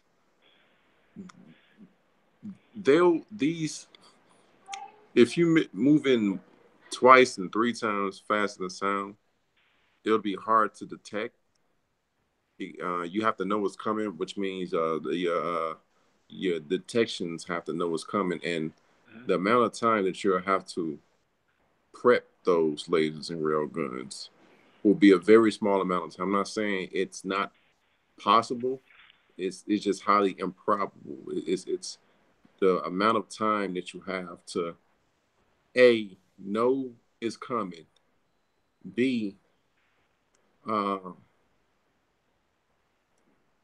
aim your defenses in the right direction, and C, that window in which you do all of that, and between you aim in the right direction and impact, that window is small. You have to be almost perfect to get these supersonic type missiles. Now, I'm not saying that China and Russia are better because they have supersonic type missiles. What I'm saying is this: these aircraft carriers, they have to be up. The defenses have to be upgraded to fight these supersonic type missiles. And any country that have these older carriers and destroyers and warships, it could be Malaysia. China shoot a ship at Malaysia. It's highly improbable that Malaysia is going to shoot that supersonic, super Mach missile down. It's just highly, it's hard. It's harder. Right, and I just want to kind of co-sign what you were saying. I've been on aircraft carriers. Like, I served 6 months, and the equipment on there, when they build the aircraft carrier, they build it according to what's out there, what these countries have. And I understand they can build them according to, say, uh, basically future-proof them. But by the time they're built, these countries are making weapons at a faster rate than these aircraft carriers are being built. I'm not saying that they're sitting ducks totally, harder. And what you're saying is a foregone conclusion that no, these missiles cannot touch these carriers. What I'm saying is you have to come to reality and say that, wait, there's a high probability that these super Mach missiles can breach the fleet line and sink these carriers. So you have to take your greatest asset and you have to take that in and say, okay, his assets, and they carry between 4 and 5,000 plus 5,500 people on these carriers. They hold not only the Navy jets, but they also hold the Marine jets and the Marine helicopters, because the Marines are the Department of the Navy.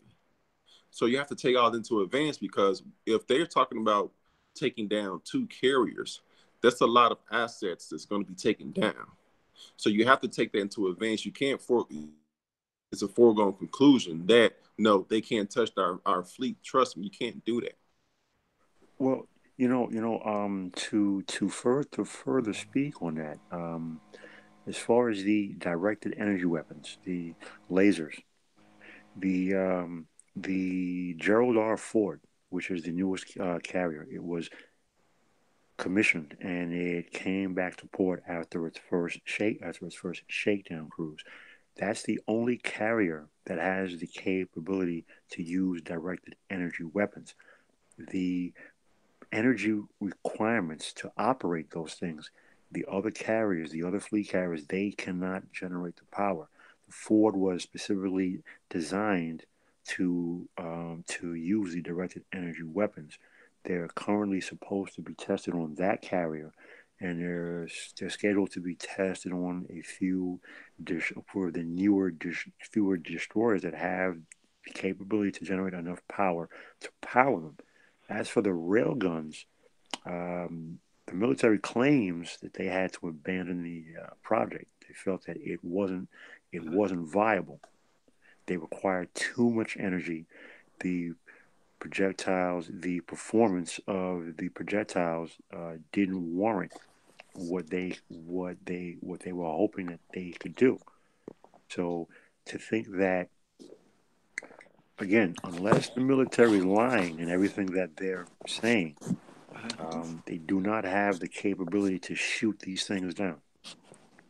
Yeah, and I just want to chime in and say that we're not saying that the United States is just sitting around twiddling their thumbs. What we're saying is that China, Russia, any of these Middle Eastern adversaries like Iran, they've caught up tremendously. Even with all of these sanctions and everything else put in place, they've caught up. Right. And you're acting as if these guys are shooting bow and arrows at them. No, if there's a missile launch, there's no way to tell if China is just test firing or if they're actually going to strike you. There's no way to tell. It fires off, and then what? You can't shoot it down because it's in their territory. But once it leaves their territory, you're screwed because it's a supersonic missile. Right, right. So exactly, and with these hypersonic missiles, they're traveling so fast. It's not like the old days Mach 20. where the radar operators on the carrier sees it. Okay, we have a fast mover inbound. 5 minutes to contact, 10 minutes to contact, 15 minutes to contact. Based on the projected speeds and the distances at which U.S. carriers typically operate, we're we're talking 3 minutes or less, 2 minutes or less. You can't scramble any jets, and even if so now you're basically talking, if you had a railgun, that operator would basically have to push a button and completely automate targeting, tracking, and firing. Mhm.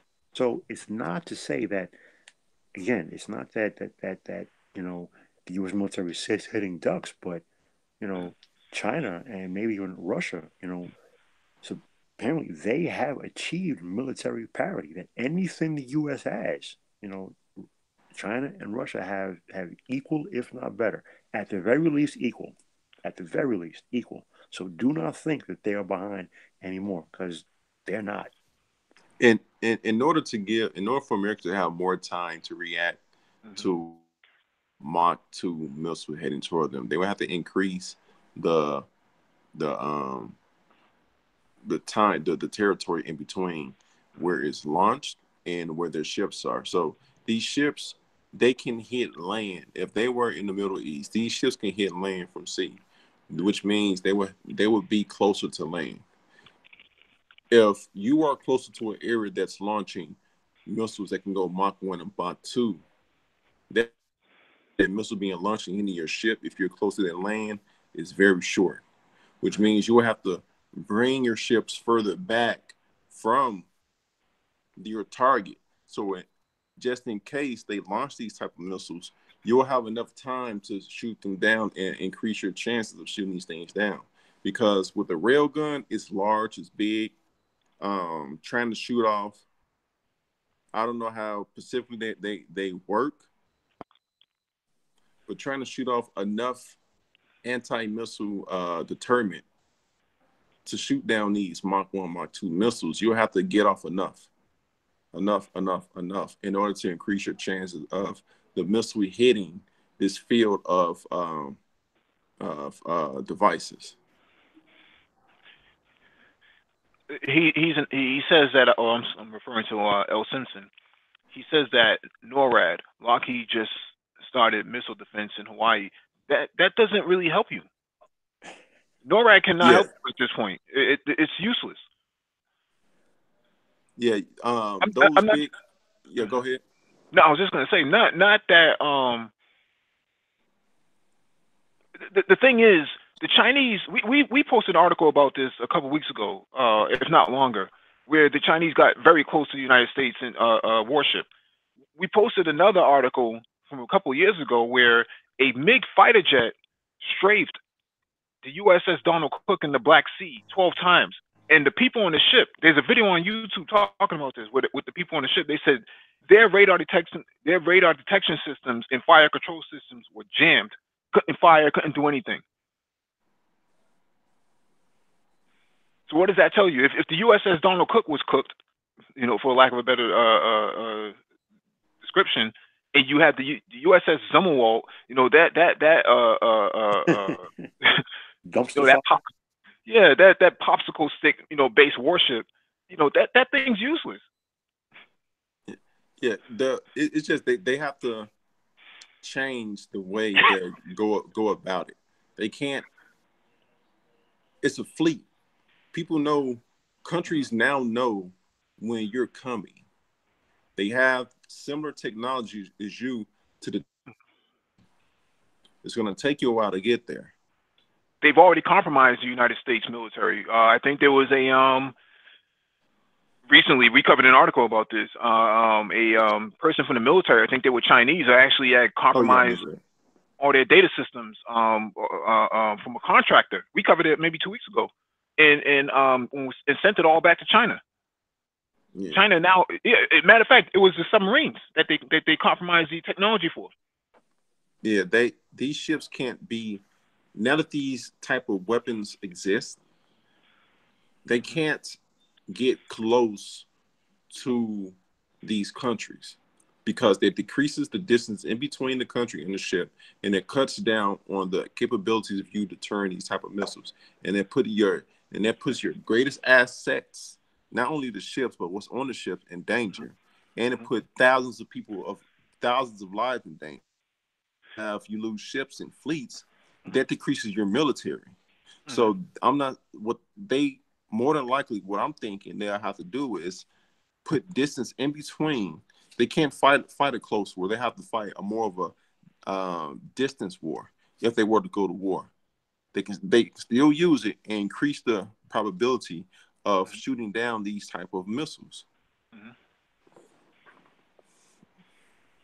Well, Because I don't yeah, he's in the off chat. China shore and they shoot a Mach 2 missile, a couple Mach 2 missiles at me, Hmm. and I have a short amount of window to shoot these things down. I want to be miles away to increase my probability of shooting these things down.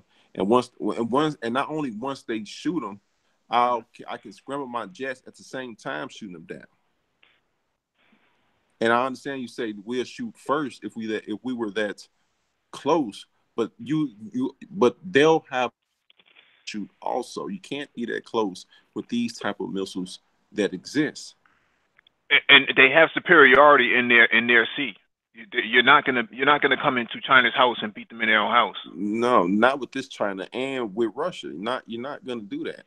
No, you have to change your strategy. You can't fight the same strategy. You have to change your strategy.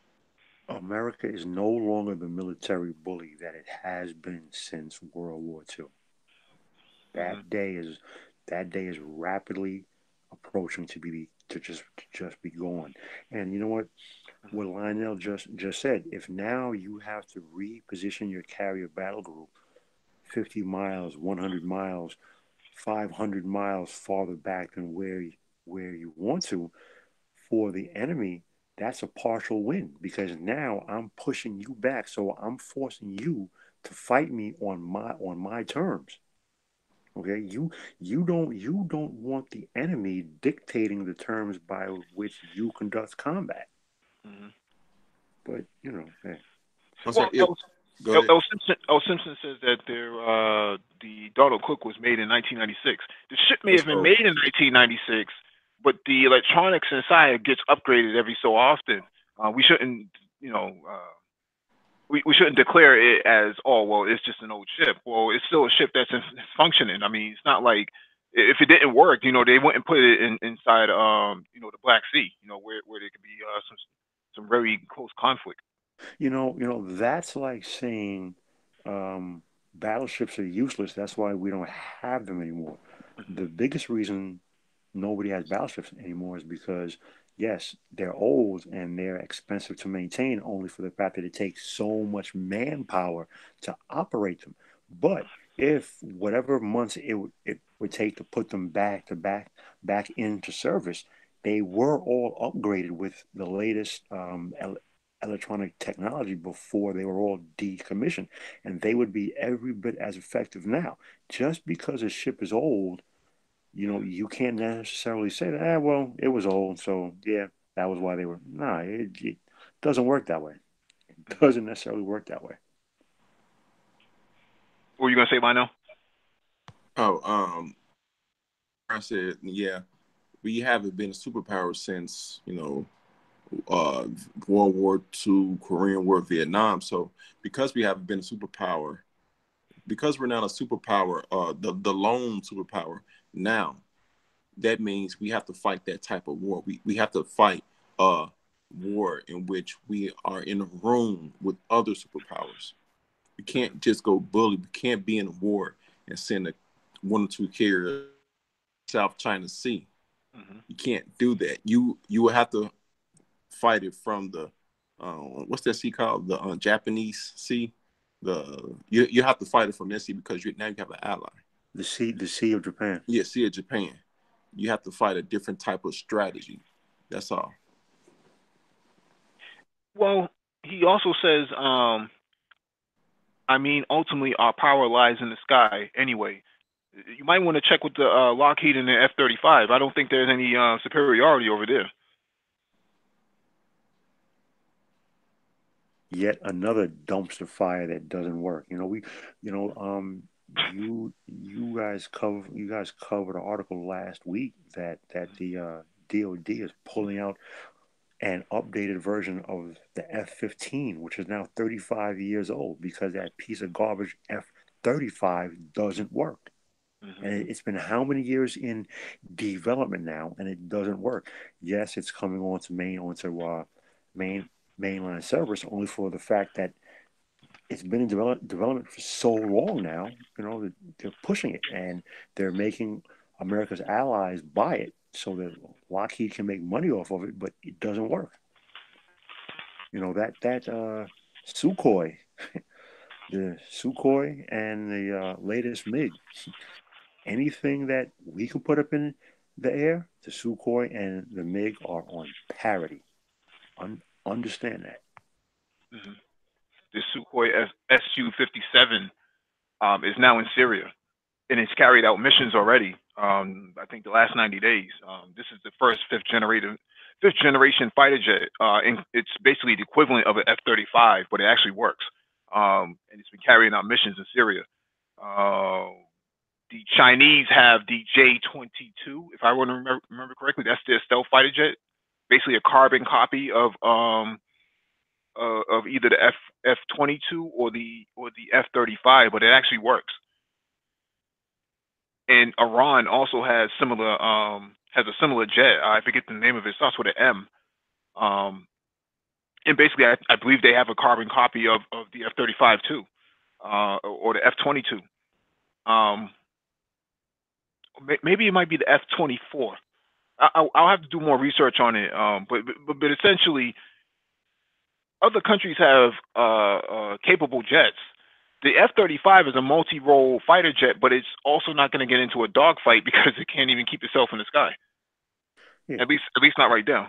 yeah, it can't dogfight. You know, it's actually old thinking that you can just stand off and fire and shoot missiles all day. And they tried that way back during the Vietnam War, and they found out that that doesn't work. You have to dogfight, which is why we had the uh, the top gun school. You know, if a fighter that can't fight is useless, that's a bomber. So why not make a bomber and keep making fighters? You know, that was the lesson that was learned from the Vietnam War. Apparently, someone over Lockheed has forgotten that lesson because that F-35 does not work. It's a piece of garbage, and we're stuck with it. L. Simpson says he works in aerospace on secret projects. I don't know if working on DJI drones that you can buy on Amazon is. I consider that to be aerospace engineering. But I'll digress. He said the F-35s are being replaced. Being replaced with what? The F-52?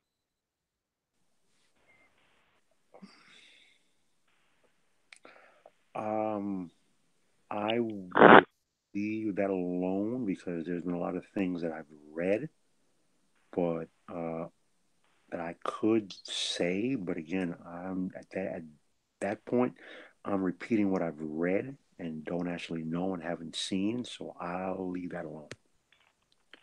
That's so supposedly the U.S. has aircraft, and I use that term lightly, that are far superior to what we see, that they qualify as aircraft because they fly. But again, I haven't seen it, so that's far as I'm willing to go. As far as what F-35 is going to be replaced with. So, All right, let's get to the next article before we run out of time.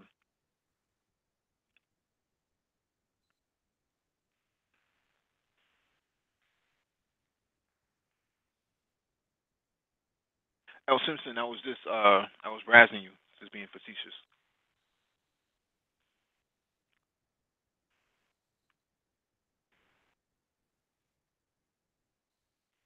All right, this one is from AlJazeera.com. Vietnam seeks to curb Beijing's South China Sea actions. Report. Code of conduct. Code of conduct negotiating draft seen by Reuters shows Hanoi wants Beijing's blockades and island building outlawed. Tough negotiations lie ahead over a new pact between China and Southeast Asia nations aimed at easing tensions in the South China Sea. As Vietnam pushes for provisions likely to prove unpalatable to Beijing, documents reviewed by Reuters news agency suggest. Hanoi wants the pact to outlaw many of the actions China has carried out across the hotly disputed waterway in recent years, including artificial island building, blockades, and offensive weaponry such as missile deployments, included, according to negotiating draft of the ASEAN Accord of Conduct (COC) seen by Reuters. The draft also shows Hanoi is pushing for a ban on any new air defense identification something Beijing unilaterally announced over the East China Sea in 2013. China Chinese officials have not ruled out a similar move, in which all aircraft are supposedly to identify themselves to Chinese authorities over the South China Sea. Hanoi is also demanding states clarify their maritime claims in the vital trade route according to international law, an attempt, an apparent attempt to shatter controversial quote nine dash line by which China claims and patrols much of the South China Sea. The draft shows. Quote, going forward, there will be some very testy exchanges between the Vietnamese and China, in particular over the text of this agreement, said Singapore-based Ian Story, a veteran South China Sea expert who has seen the draft. Quote, Vietnam is including those points or activities that they want to be forbidden by the code of conduct precisely because China has been carrying these out for the last 10 years. Li Thai Thu Hang, a spokesperson at the Vietnamese Foreign Ministry, said negotiations of the code of conduct have made some progress recently, with Vietnam actively participating and other countries showing their constructive and cooperative spirit. So,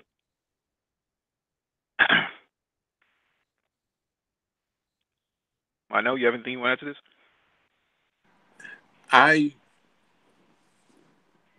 will to connect this with the last article we just said, how China said they can take down, warship, and America, believe it or not, but believe it, if you believe China can do that or not, America is looking and hearing this and say, okay, they're going to create allies, and I believe, depending on how this outcome, if this agreement is good, if Hanoi agrees with it, if Hanoi say, we're disappointed that we could not get on it, I believe Washington is going to try to drive a wedge in between Hanoi and Beijing and ally with Hanoi in terms of having an ally that has ties to the South China Sea in order to stop China from taking over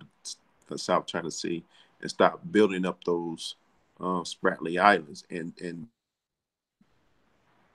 military equipment on them to protect them.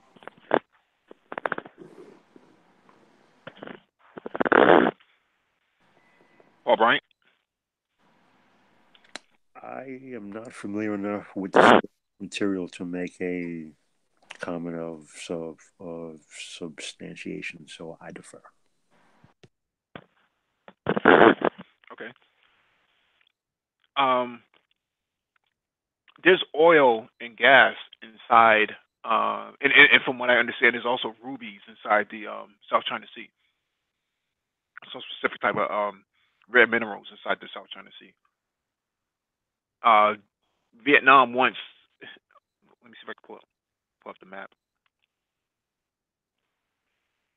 Actually, we already had the map up, but essentially, some of those oil deposits actually are within feet, or within yards of Vietnam's territorial integrity inside the South China Sea, and the South China Sea actually extends all the way into Malaysia, which is interesting. And you have Chinese warships patrolling just outside of Malaysia, which is kind of interesting because the Malaysian government doesn't seem to be all that doesn't seem to be making the same amount of noise as Vietnam does. I mean, but Vietnam is making noise because they have political differences with China. But the problem is that Vietnam can't take on China by itself anymore. Before, when they did take on China in 1979, they easily defeated them with a paramilitary. It was a sore loss for the Chinese. And I guess at this point, them putting missiles inside this, them being China putting missiles inside inside these artificial reefs and islands makes it difficult for Vietnam to even move about, you're basically confining Vietnam and right back into their shorelines, and that's not something that can sit well with them because Vietnam does a lot of fishing in those areas as well. And if China is going to encroach in those areas and starve out the Vietnamese, that's going to lead to a conflict. Right. And with this 9-dot line, what it is it's a maritime agreement that says, okay, you're a mile away from your coastline is where international waters start. And like you said, per the article we read a couple of weeks ago, that there's not only oil but gas deposits there, billions and trillions of metric tons of gas and oil deposits there. So what China is doing, they're building up. They're saying our historical historical whatever history, we actually have ties to these islands, which means they're ours, they're Chinese, and they're building them up and they're putting military bases on them, which extends their line, which extends it to the Spratly Islands. So not only does it extend it to them, but I mean all of that, all of those natural resources. And then you have Malaysia, Vietnam, and I forgot the other one that are saying, hey, no, hey, we fish here. Seafood was part of our, country dishes, and we have ties to these natural deposits too. And also, a lot of maritime vessels go through there. So China's trying to cut off that and say, no, this is ours. And also, you have Taiwan over there also, that is somewhat to the north, I believe, of the South China Sea. So China is trying to take over everything in that little area.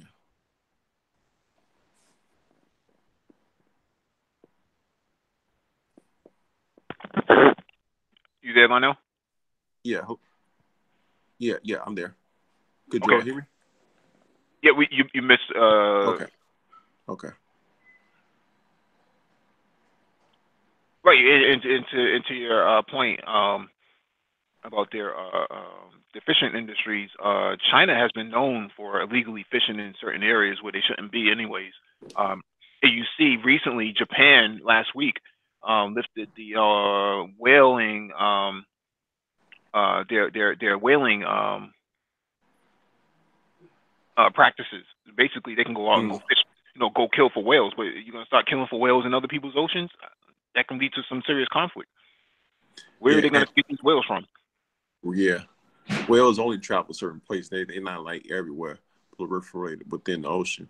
They only travel at the surface because different fish travel, swim at different levels. And whales, either they come deep or they up at the surface, and they only up at the surface at certain areas. And I disagree with Salah El Rahim. He said Vietnam should align with Hong Kong, since he believes that they're going to fight eventually. Hong Kong, the border between Hong Kong and China is a street. It's like a street. Hong Kong is China. Right. That's the border. So I don't think Vietnam is going to align with Hong Kong when they're basically not even basically, they are on China. That's not going to happen. Mm-hmm. Yeah, I don't see Hong Kong, pairing up with anybody. Hong Kong doesn't have a military. No, they don't. They have a police force. They don't have a military. They was partnered with Britain, but the deal in terms that made Hong Kong, that agreement is ending with Britain. So Hong Kong has to make, especially when they are that close in proximity. That border, excuse me, I think it's literally a street. That's the or not street, but like a large field.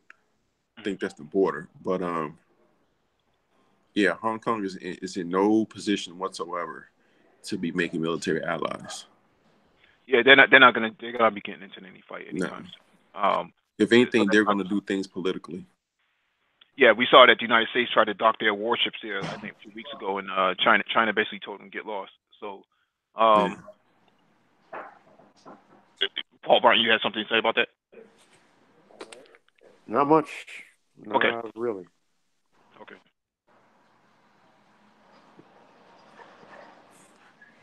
Hong Kong is a city state. They're a province of China. They're not. Okay. They're not going anywhere. Yeah, they're not going anywhere. I mean, Go that would be anywhere. like saying, right. That would be like saying Nova Scotia, would pair well with, with Mexico, to get involved inside of a conflict with, with the Nah. Canadians or something. It's not going to happen.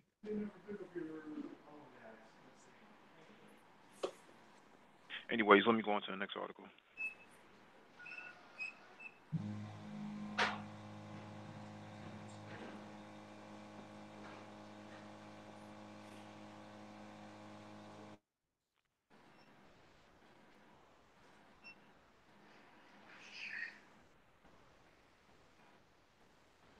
All right, this one is from PressTV.com.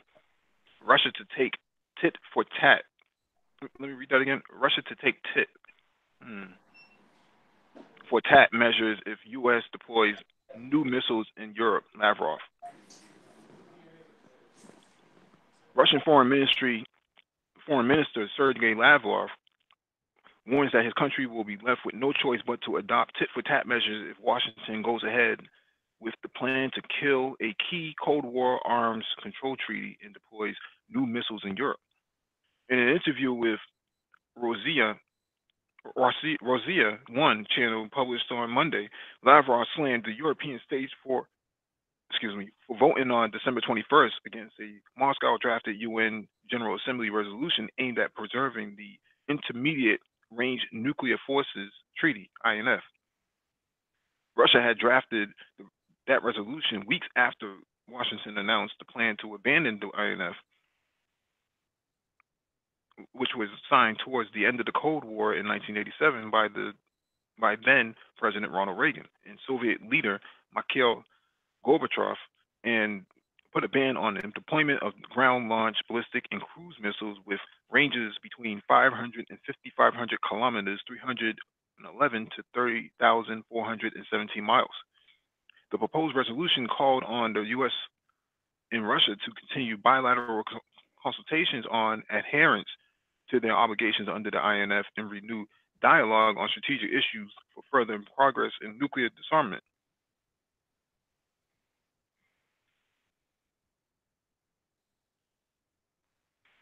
The top Russian diplomat criticized Europe for failing to act independently and kowtowing to the U.S. at the cost of their own interests. Unfortunately, our European colleagues who independence we wish to be reflected in their actions are not very ready for it and follow the U.S. even when it goes directly against their interests. What do you think about this, Paul Bryant?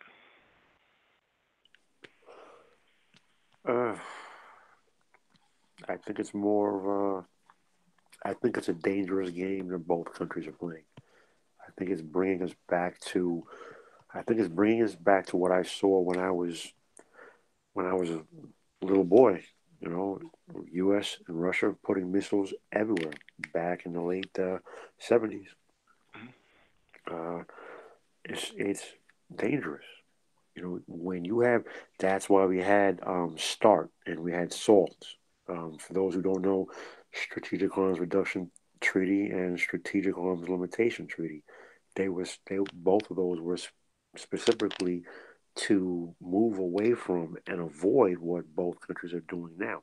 So why are we revisiting what we saw was dismantled during the 70s and the 80s? You know, it points back to what I referenced earlier.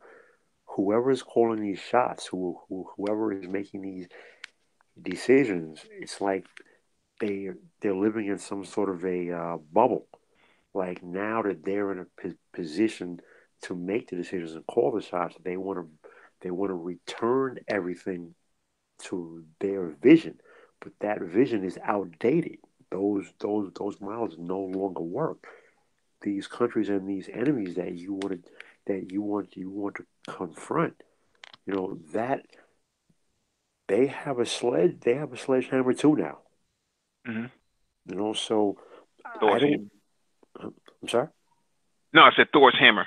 Yeah, exactly. But you know what? You know what? Now they have Thor's hammers also, and this cannot end well. I'm not saying that it will, but it can't end well. So why even go there?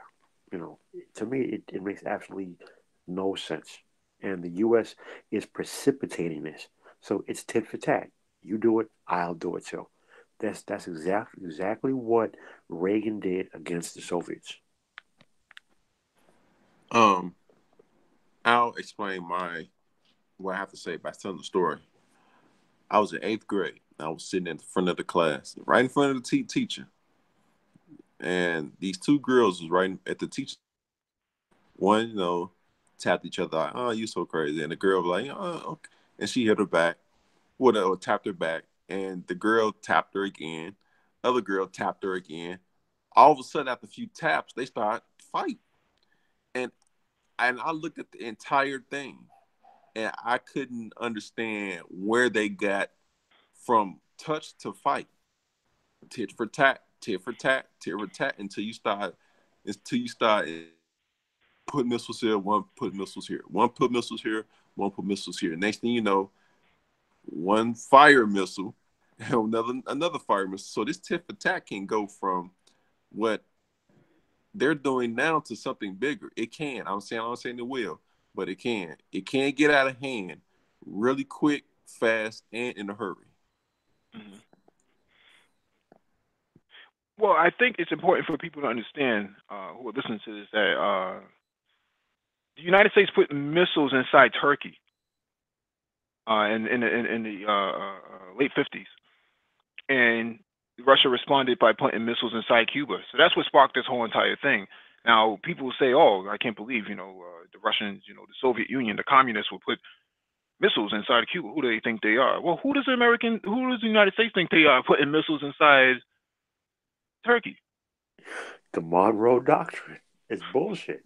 The Especially when they Monroe tried to Doctrine, overthrow manifest destiny. Erdogan. It's like, really? Shit.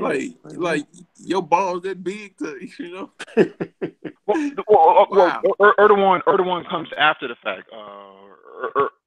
When it was inside Turkey, this was long before Erdogan was even in power in politics. Erdogan was a child at that time in comparison to where he is today. But they took their nuclear missiles out of Turkey in August, so that's one thing. But what I'm saying here is people act as if Russia is crazy for doing what they're doing. Who do the Russians think they are? What gives them the right to put missiles inside Cuba? Well, you're not understanding that there was missiles inside Turkey. Turkey is very close to Russia. It's only a hop, skip, and a jump. It's 20 minutes away. Right. And the deal was, you take your missiles out of Turkey, we'll take our missiles out of Cuba. That was the deal. And unfortunately, your first Catholic Irish president, had his head chopped off. So that was the consequence. And Christoph didn't last too long in power either. What do you mean? Khrushchev. Yeah, Khrushchev. Yeah. Well, you know what? Maybe that was a good thing because JFK, I maintain, JFK was the last American president not controlled by the deep state. And because he decided not to play ball, they literally put a bullet in his brain. And if you look from when JFK was uh, shot to when Vice President Johnson became President LBJ, American policy from top to bottom did a complete 180 within 6 to 12 months. Hmm. So, but that's neither here nor there. But you're right. American people are so brainwashed by the media and by the government that American people actually have the nerve to say when other countries push back against the imperialism that the United States exhibits, they say, how did this country have the nerve to do this? Well, look at what this country does. Let's start there. America precipitates this nonsense. America creates this nonsense. When you push someone into a corner, they're either gonna lay down or they're gonna tell you you can get these hands. Mm-hmm. Kenneth Thomas. Exactly. So for some reason, America seems to feel that no one can give them the hands. But you know what? The world does not work that way. And it doesn't take much. I mean, we saw what happened with the Falkland Islands War, where you had a small Argentine military that almost took out a very large military of the British. And you know what? Over what? Over what? British pride? Yeah. Because the Falkland Islands are nothing. It's a rock. Hmm. But It keeps tabs and eyes on South America. You know, part of the Monroe Doctrine. But the main point that I'm making here is that these Western European superpowers, or perceived superpowers, because judging by the protests that we're seeing the last few weeks, I don't think they're too much of a superpower at that point. Um, the problem with these Western views is that somehow anybody who puts a missile somewhere has to be challenged. But the United States can sail wherever they want because American exceptionalism, quote unquote. Um, that gives them license to basically kill at will. Trump shouldn't have pulled out of Syria. He should have stayed there. Well, first of all, you don't have a legal invitation by the Syrian government to be inside Syria doing anything. Who the hell do you think you are? right. Right? And now Russia has these islands outside of Venezuela that have a range of 3,400 miles at best. In terms of distance, and your INF treaty basically says that they 3,451 miles, if I remember correctly. So Russia is in position to strike any of these southern U.S. states if they have to with a cruise missile. And as well they should. Why not? Hmm. Why not? No need to put them in Cuba. You can put them right there in the islands in the Caribbean, and they can annihilate just about every single U.S. base below the Mason-Dixon line. I, yeah, I listen. There's really not much to say. It is what it is. I'm sorry. It speaks for itself. It speaks for itself. Which island is your mom from? Guyana. Oh, Guyana. Okay. Okay.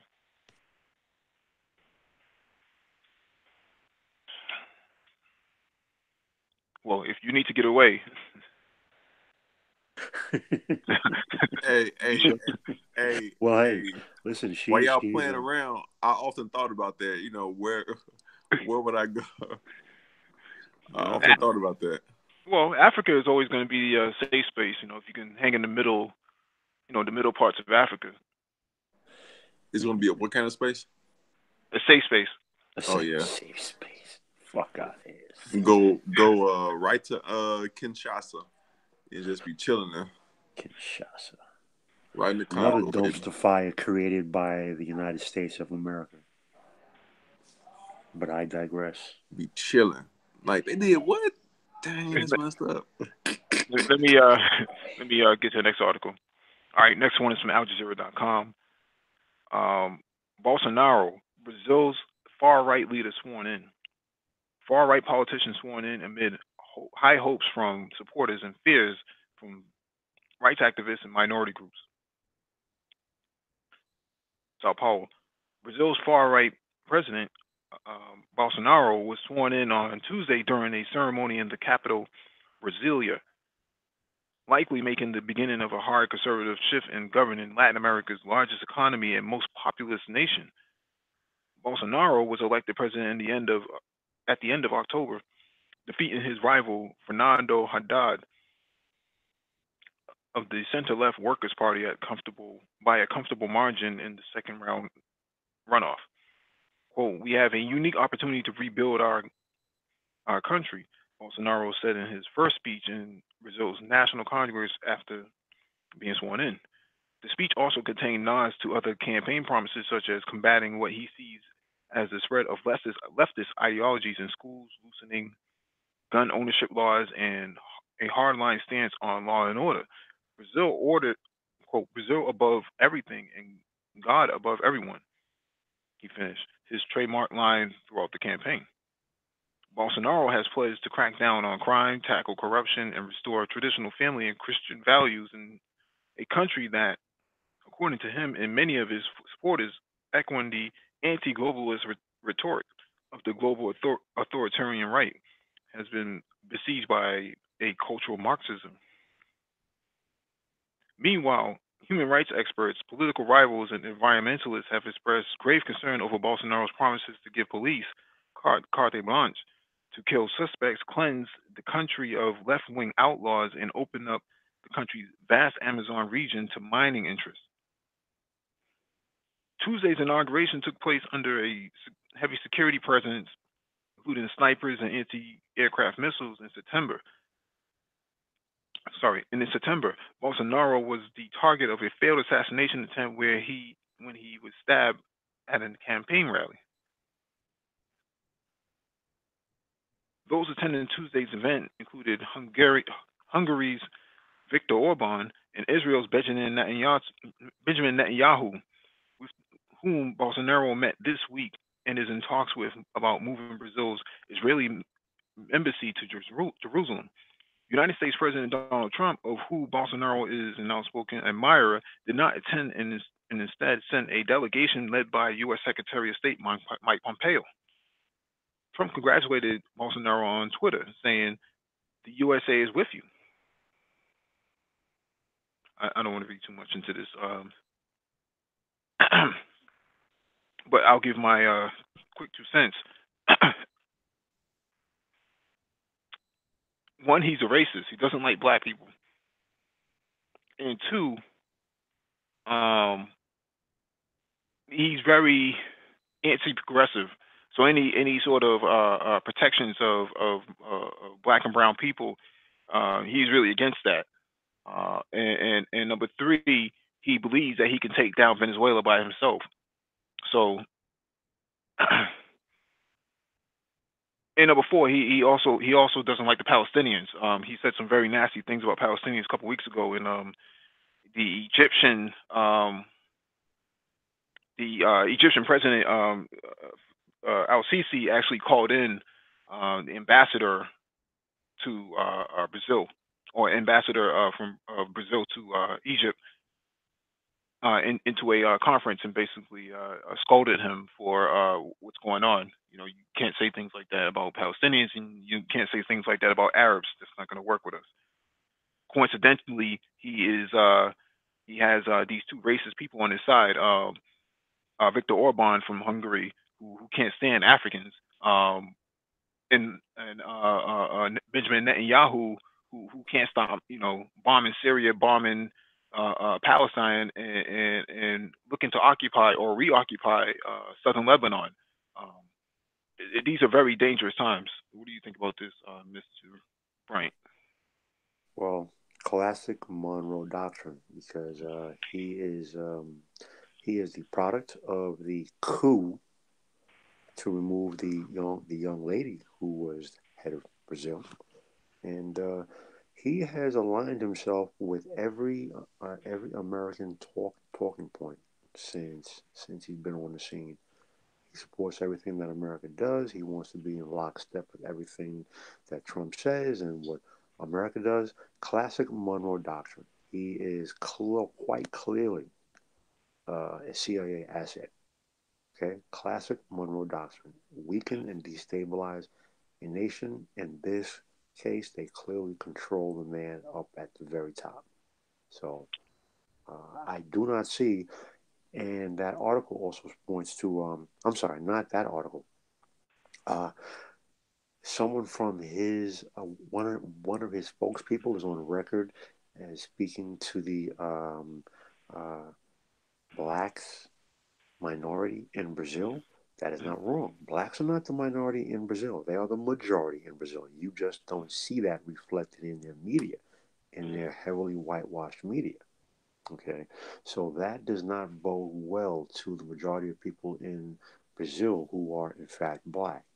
And given that he, at least clearly to me, based on his history and the things that he says, he is a CIA puppet, we will continue to see a lack of development of the natural resources, the offshore oil deposits that were found in 2010. So I Yeah, do not see things changing here at all. I just want to answer C Boogie's question real quick, then I'll go to Lionel. C Boogie asks, anyone know what factories Brazil has? What's the number one export? The number one export is actually oil. Um, they have a company called Petrobras, which is a state-run company. Petrobras is their oil exporter and refinery. So they move oil more than anything else. There's gold and other things supposedly in the Amazon, but and other forms of minerals. But oil is the number one export, and Yeah, because they're very dependent upon it. yeah, Brazil is one of the many non-Arab nations that are a member of OPEC, including Venezuela. Hmm. So that's what's in that's what comes out of Brazil. C Boogie. Lionel, go ahead. I'm not too. I am. I understand. I'm familiar with the political. Excuse me. I'm familiar with the political situation in Brazil in terms of what the nomination of this president, but I'm not familiar with anything else that's going around with it. So I defer what my thought to you all. Okay.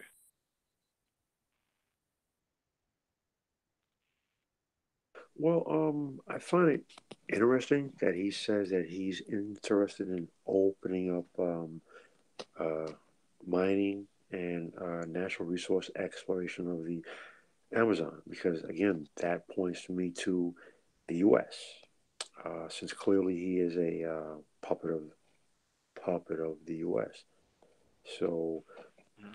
the Amazon basically has been off limits for decades by the various governments of Brazil because it's a natural, it's the Amazon. You don't want to go in there and start mining and strip mining and tearing down trees and destroying the ecosystems. But apparently, you know, for him to make a statement like that only further points to how much of an American puppet he truly is, because that will have devastating, long-lasting effects to the ecosystems of the region to begin to exploit the natural resources there. Mhm. Yeah, and like you said earlier, blacks are not the minority; they're the majority, and you have a white rule, and this yo-yo right here doesn't like melanated people, so he'll do whatever he can to oppress these people even more. Um, all the more reason why black people in America should have um, being in the first world power should actually have some sort of organization so they can actually link up with these people in Latin America. I know there's a lot of people who say, "Oh, well, those brown people are not my friends." Who cares about that? Forget about solidarity. You must be out your mind to think that you can operate without some kind of global outreach. It's not going to happen. J. Edgar Hoover wrote in one of his memos, and that was declassified, that one of the biggest things that they have to work on is keeping African American or blacks and Palestinians from linking up with each other because they're two sides of the same coin. Hello, And exactly. that's coming from the chief of Federal Bureau of Investigation. So, say what you will, but solidarity is in your best interest. Go ahead. And I'm sorry. Go right ahead and finish. Okay. For those who don't know, when you hear us say black people are the majority in Brazil, it's not like the situation where it's here in um, America. Black people represent 83% of the population in Brazil. So not only are they the majority, they are the vast majority. Yet they are severely underrepresented underrepresented in the government, in finance, and other areas of the country. If you look at the media in Brazil, everything's whitewashed, completely whitewashed. Hmm. Okay, so when I see a person like this and he comes out and makes the statements that he makes, I look for further oppressive crackdowns on the black population in Brazil. And you know what? There are stories that really make the media here about how the government goes out of its way, you know, goes out of its way to oppress the vast majority of black population in Brazil. From the educational sector to the finance sector to the employment sector. Go out of the way. There was one of the most famous sorry, one of the most famous newscasters in Brazil, and she's black, and she was basically uh, practically forced out of her job because she was so popular. And they said, no, no, no, we cannot allow this. That is how deep the hatred between the whitewashed people and the black people in Brazil, which of course goes back to the Portuguese because Brazil is the only um, Brazil is the only country in that part of the world, or this part of the world, they don't speak Spanish. They Hmm. speak Portuguese, which is a whole other story because I have my issues with Portuguese people, but I digress. Yeah, to no fault of their own. To no fault of their own. It's important that people understand that part of slavery actually impacted them. Right, right. Mhm. Very true. Very true. Yeah. And, going back to what we were talking about, solidarity piece, we should be driving, policy from America into those areas and actually linking up with people on the ground. You have 80 million. Is that the correct number? Something like 80 million African people from the diaspora and down in Brazil and Latin America. I'm not positive on the exact number. It's been a while since I've looked at that. Hmm. But you're right because if you look at Venezuela, Brazil, those are two nations where if if black people here in America, okay, could be of the mindset to reach out and start to create some sort of economic wherewithal. It starts there Hmm. because economic power is a direct result of financial power. Okay, Hmm. one follows the other, but you have to have the business, money, and finance first. Everything stems from that. So you have the opportunity there. Okay, so you have Central and South America. If if the mindsets were there, then you can think about maybe beginning to exert some real political power and influence here in this country because we don't have that. The congressional black carcass is just that, an absolute carcass. So we don't have that here. So if that's something that we could create, but of course, but there's so many business opportunities that American black people are of the mindset. Well, you know what? Fuck that. I'm black here in America, and they have to want to come to us and deal with us on our terms, and they don't want to do this. At the end of the day, the 10,000 excuses are nothing more than roadblocks, and it creates division. Classic divide to conquer. Hmm. Whereas you see, and I am far from pro-black, but at the end of the day, nations of a lighter hue of skin have no problem putting aside their differences to come together to do business with each other. Hmm.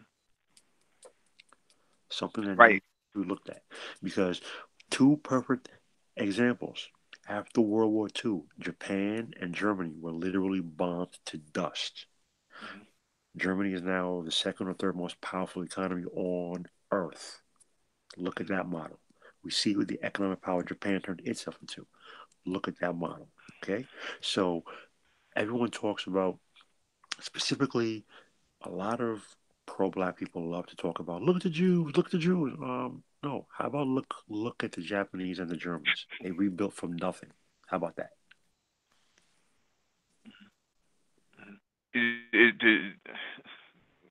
Those people coming out of Warsaw basically occupied the land that was already there for somebody else. So that's a whole other discussion. But the Right. point of the matter is, what J. Edgar Hoover said aligns with everything that you're saying. That black people and blacks and Palestinians were two sides of the same coin. That they had to dismantle both of those people. On top of the fact, the CIA, not the CIA, but the National Party in South Africa actually traveled to the United States to study racism, to see how they could implement apartheid in South Africa. So that shows you the strength of political prowess that goes on in the United States for what it is when it comes between black people and white people, and black people as a whole. That black civil rights movement and the ending of slavery proved that when black people had the opportunity, they to challenge, they took that on their task. So Well, you're right. And again, that's why I keep saying, man, for me, myself, it's all about money. Nothing else matters. I follow the money. Okay. Any change that you want to make, any change you want to bring about, it starts with the money. Okay. Political power follows economic power. You have to have the money. You have to start doing business. The mindsets have to change. Sitting about crying and complaining about it does absolutely nothing. So here you have Brazil. You have Venezuela. Two places to start right there. Target those two places. Black Americans should be reaching out and doing business. The same exact way how we're discussing blockchain, cryptocurrencies, new technologies. People are putting uh, box satellites in space. There are engineers and technical people who have the intellectual know-how. All right, we have people in finance who have the know-how. They're in place. They're in the industry. There's no reason that they can't pool their mental resources and connect and do business with black people in Venezuela and Brazil. You know why? Those are two oil exporting countries. 50% of America's oil comes from where? Venezuela. Okay? So there are business opportunities to be had. But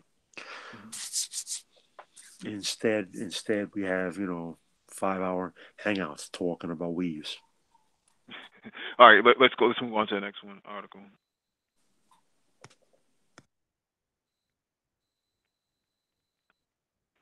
All right, this next one is from CNBC.com.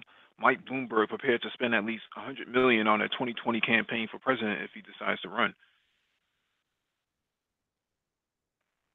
Billionaire Mike Bloomberg is prepared to spend well over the $100 million he put into his last campaign for New York City mayor if he runs for president in 2020. And he does not plan to accept any outside money from political action committees if he jumps into a race, CNBC has learned. Howard Wolfson, Bloomberg's top political advisor, in an email hinted at how much his boss would look to invest into his own potential campaign for president. Well, Mike spent more than $100 million in his last mayor's race. Last time I looked, NYC is a fraction of the size of the country as a whole, he explained. The last time he ran for public office was in 2009, when he ran for election as a mayor for a third term and pulled off a victory as an independent. Bloomberg spent more than $110 million back in Democrats during the 2018 congressional midterm elections. When asked if he would spend at least that on his own campaign, Wilson replied, "Whatever is required." If the former New York City mayor contributes that much to his own coffers, he will have one of the largest 2020 war chests and stark advantage over other political Democratic hopefuls, such as former Vice President Joe Biden, Senator Cory Booker, Elizabeth Warren, and Kamala Harris, and Texas Rep. Beto O'Rourke.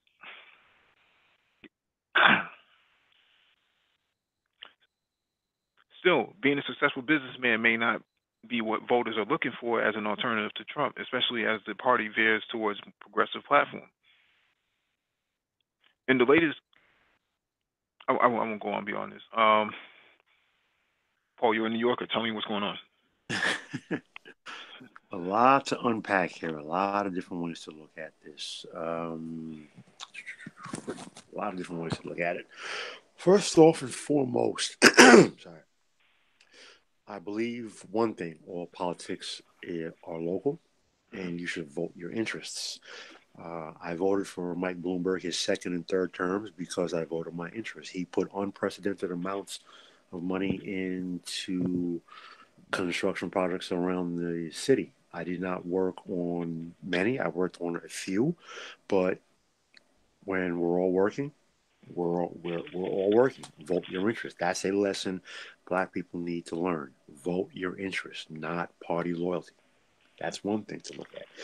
Next thing to look at, this country, as I've been trying to tell people for a long time, it's not a democracy. It is a republic. This country was designed as a republic, and it, in fact, has become a corporate oligarchy. Look who is our current president, a real estate billionaire. Michael Bloomberg was mayor 3 times. He's a telecoms billionaire.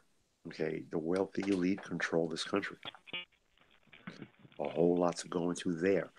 Beyond that, presidential elections to me, they're rigged, they're fake. It's predetermined way in advance. Our last presidential election should prove that to people, but people are still going anyway because they believe people tend to vote popularity instead of actual substance. So, Mike Bloomberg for president. Listen, he's a businessman, and when he was mayor here for three terms, it was all about business, business, business. And actually hurt a lot of um people on the ground. If I were not in the current line of business that I'm in now, I would not have voted for him. But since I am, I voted my interest. With that being said, if Mike Bloomberg were to be president, it would only be a continuation of what we're seeing now. Because while people are arguing immigration and worrying about tweets, President Trump has been doing nothing but implementing policies that benefit business and hurt the common man. So, as I said, a lot to unpack. I know. No comment. Okay. How many terms can you be a mayor in New York? Okay, it was unlimited. It was unlimited, but Rudy Giuliani was so unpopular in his second term that public protest forced the New York City Council to put term limitations into effect. And Rudy Giuliani was on his way out. In fact, the FBI was scheduled to have a press conference to announce that they were taking control of the NYPD away from Mayor Giuliani because of the corruption and police shootings and other things going on. That press conference was scheduled for September 11th, 2001. Obviously, we never had that conference. The FBI never did that, and the rest is history. So, when Mike Bloomberg came in, he was so popular. uh, Mike Bloomberg said that he wanted to run for a third term. It was put to a public referendum. The public referendum passed, and he was elected for a third term. When Bill de Blasio, our current mayor, came into office, a referendum was held and term limits were reinstated. So it's back to only 2 terms again. Hey, what's going on, Wacky World of O? Good to see you on here. If you want to get on the panel, because I know you're a New Yorker, you can drop us an email. We'll take care of that for you. I just, yeah, he doesn't seem like the right candidate. He's not a progressive at all. I mean, this is the problem with a lot of these guys who have money. They think that just having money, I'll spend whatever it takes to get me to be the mayor. Well, Trump spent a lot of money too, and well, actually, he didn't spend a lot of money, but point of the matter is he's not a favorable character at this point. You know, he'd be lucky if he could get reelected against a progressive. I don't know, Mike. I really see Trump 2020, bro. I've been calling it I for do too. I do too. 18 months now. I really see Trump 2020. Mm-hmm. But we'll see. I mean, I don't support the man. I don't like the man at all. In fact, he's comical to me because Trump to me is a reflection of who and what this country really is. Because people will tell you one thing to your face, but behind closed doors, you know, people tend to vote a completely different way. They'll vote how they really feel, not what they tell you to your face, as evidenced by him being in office. But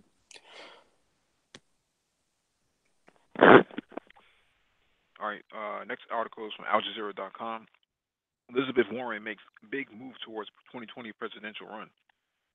Democrat U.S. Senator says she will formally announce her campaign plan in early 2019. U.S. Senator Elizabeth Warren has taken a major step towards launching a widely anticipated campaign for the presidency, hoping her reputation as a populist fighter can help her navigate a Democratic field that could include nearly 24 candidates. Quote, no matter what our differences, most of us want the same thing, the 69-year-old Massachusetts Democrat said in a video on Monday that highlights her family's history in Oklahoma.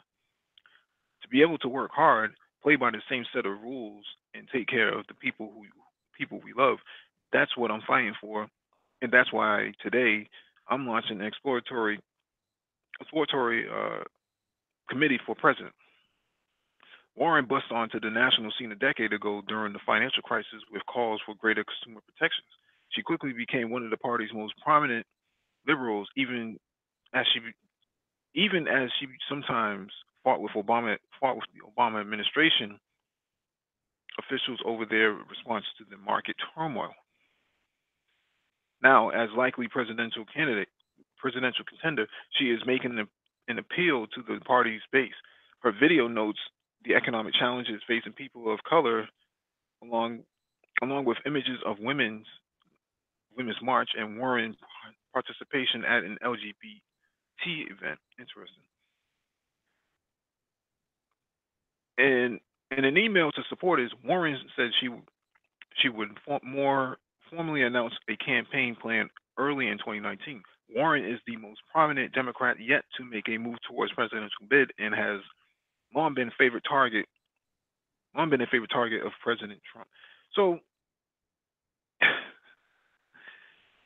I'm a Massachusetts resident, so I'm quite familiar with this woman. Here's how I see this yo-yo. One, she got in to I think it's UMass Amherst by using minority status as saying that she is a Native American. Okay? say that one more time. She got in to the university in a position based on her status as a minority because she was a Native American. Quote unquote, her mother told her that she was a Native American, so that makes her a Native American. When they asked her to provide documented evidence, she couldn't do that. Now, they did genealogy research and found no sort of evidence that she was actually a Native American. She said she was a Cherokee. The only Cherokee she knows is the one she drives, which is from Fiat Chrysler. Nothing to do with any Native American ancestry at all. So this woman is a fraud. She uses her minority status in her status as a woman to leapfrog other white women in the process. This woman is a fraud. I don't understand why. And even when she was called out for it, you still had people supporting her. Well, I don't know if I've told you before, but Britain has been completely infested by the social justice warrior feminazis. I'm sorry, feminists. I'm sorry. Trying to be PC. Mm-hmm. So Unfortunately, the same thing, as we all know, as evidenced by the Me Too argument, um, is here too, which is a distraction away from Pizzagate. But that I digress. So I'm not familiar with her. I don't follow politics for the most part because it's all a bunch of social engineering bullshit. But um, social justice warrior, feminists all need to sit down, take a seat, and go away. So presidential politics in this country, for me personally, is an absolute waste of time. I don't pay any attention to it. And Dollar Will corrects me in the chat. Thank you for the correction, Dollar Will. I still stand by my point. This woman is a fraud. You know, the Native American population here in Massachusetts don't like her at all. She's never even been to any of the events. Oh, so she's never been to a powwow and done a dance. No, she put a flower in her head. She put a feather in her head and called herself Pocahontas. I mean, she's like she's amazing.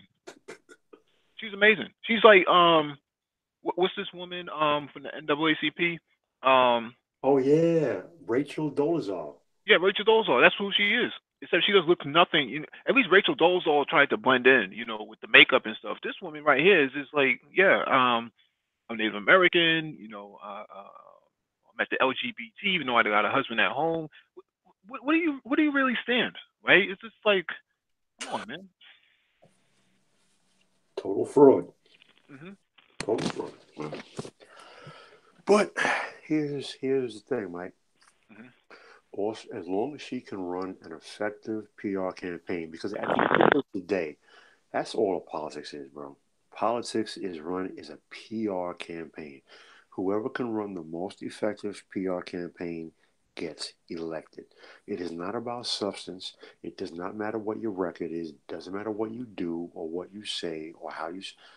All that matters is how you say it. It's a PR campaign. People vote who makes them feel good. It's a PR campaign. So as long as she can run an effective campaign, bro, I can take a freaking ham sandwich, and I don't eat pork. I can take a ham sandwich, and as long as I can run an effective PR campaign, I can get that ham sandwich elected to public office. It's a PR campaign. It's all bullshit. I know. You have anything you want to add to this? Nah, not nothing that you all have not said.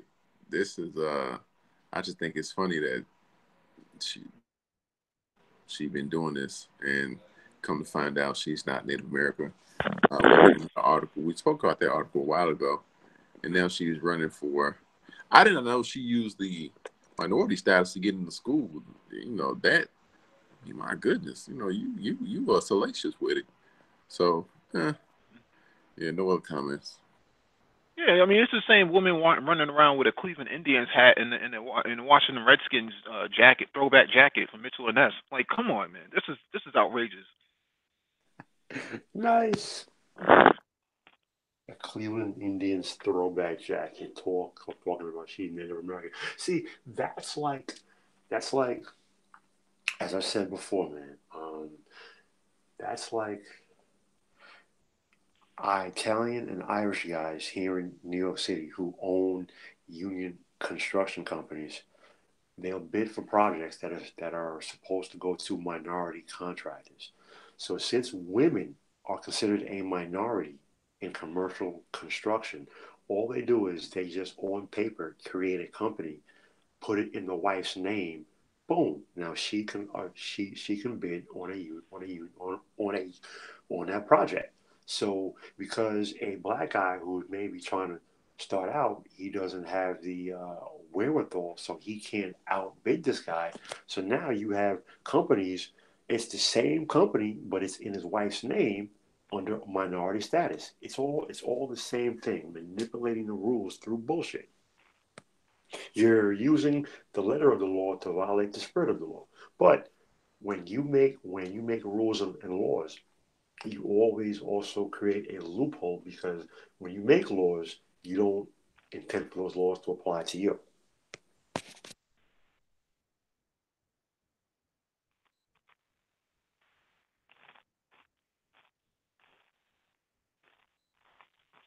Hello? We hear you. Okay. Yeah, I'm done. All right.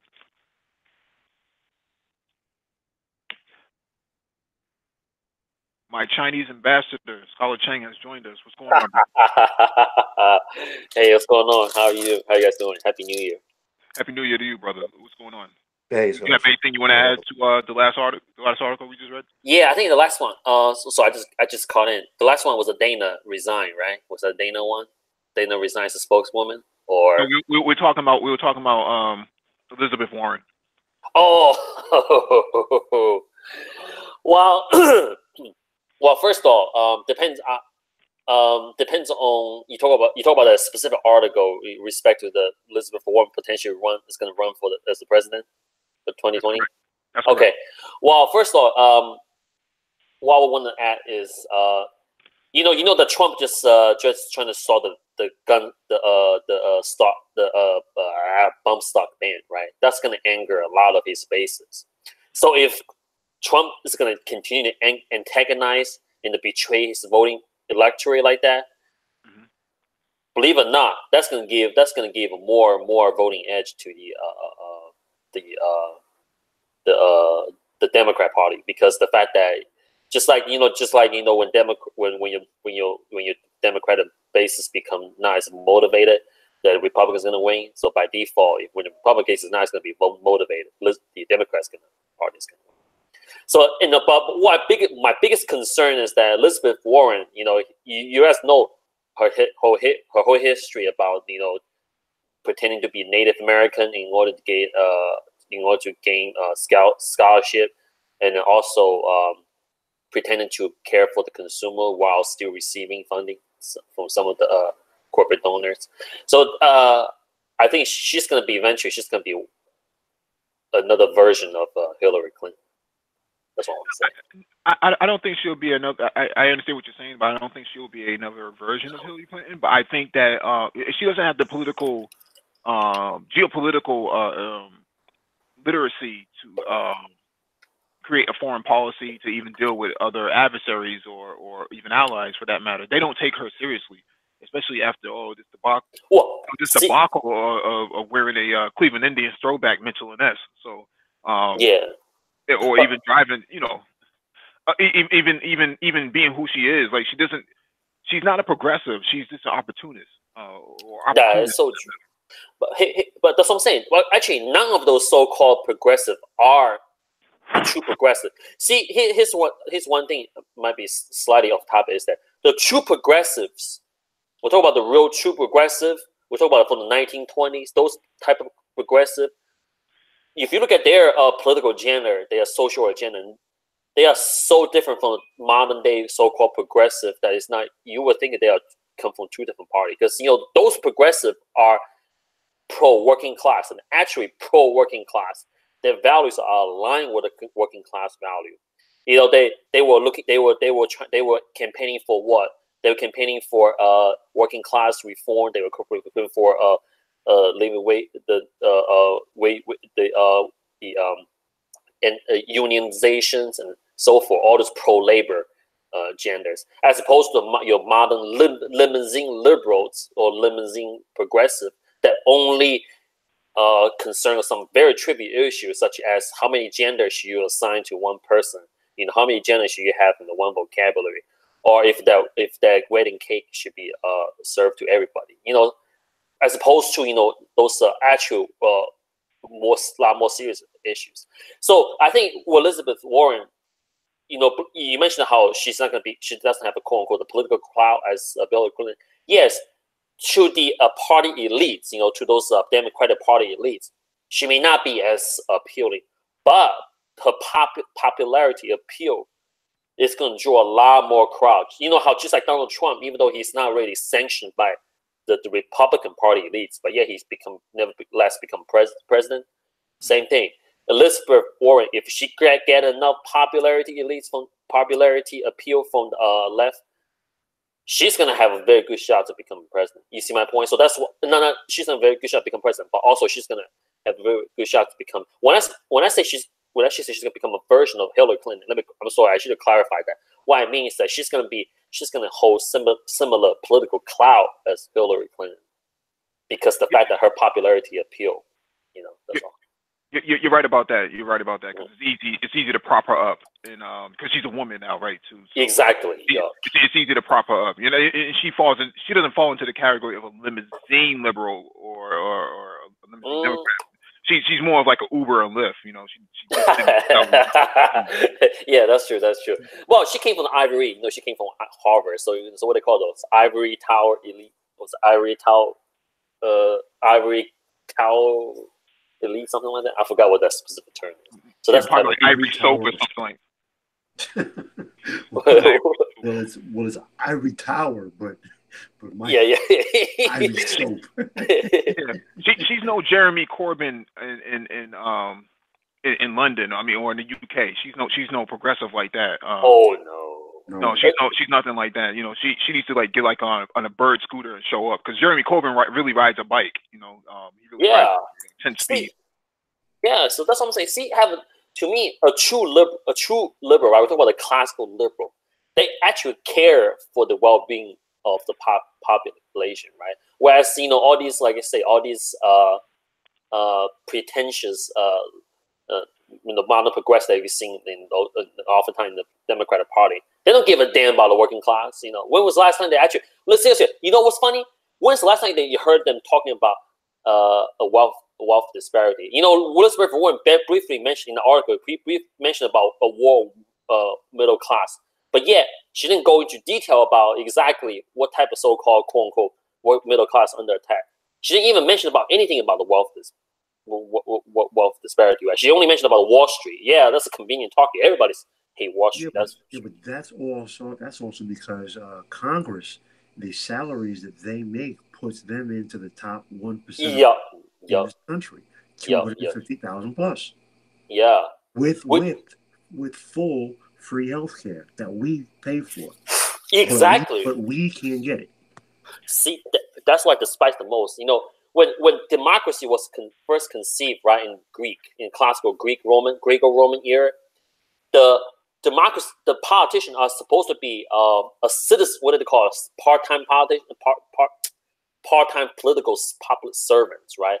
They're supposed to derive majority of the salary from an actual civilian position, right, outside the federal government. Whereas nowadays, all these entrenched politicians become a career politician.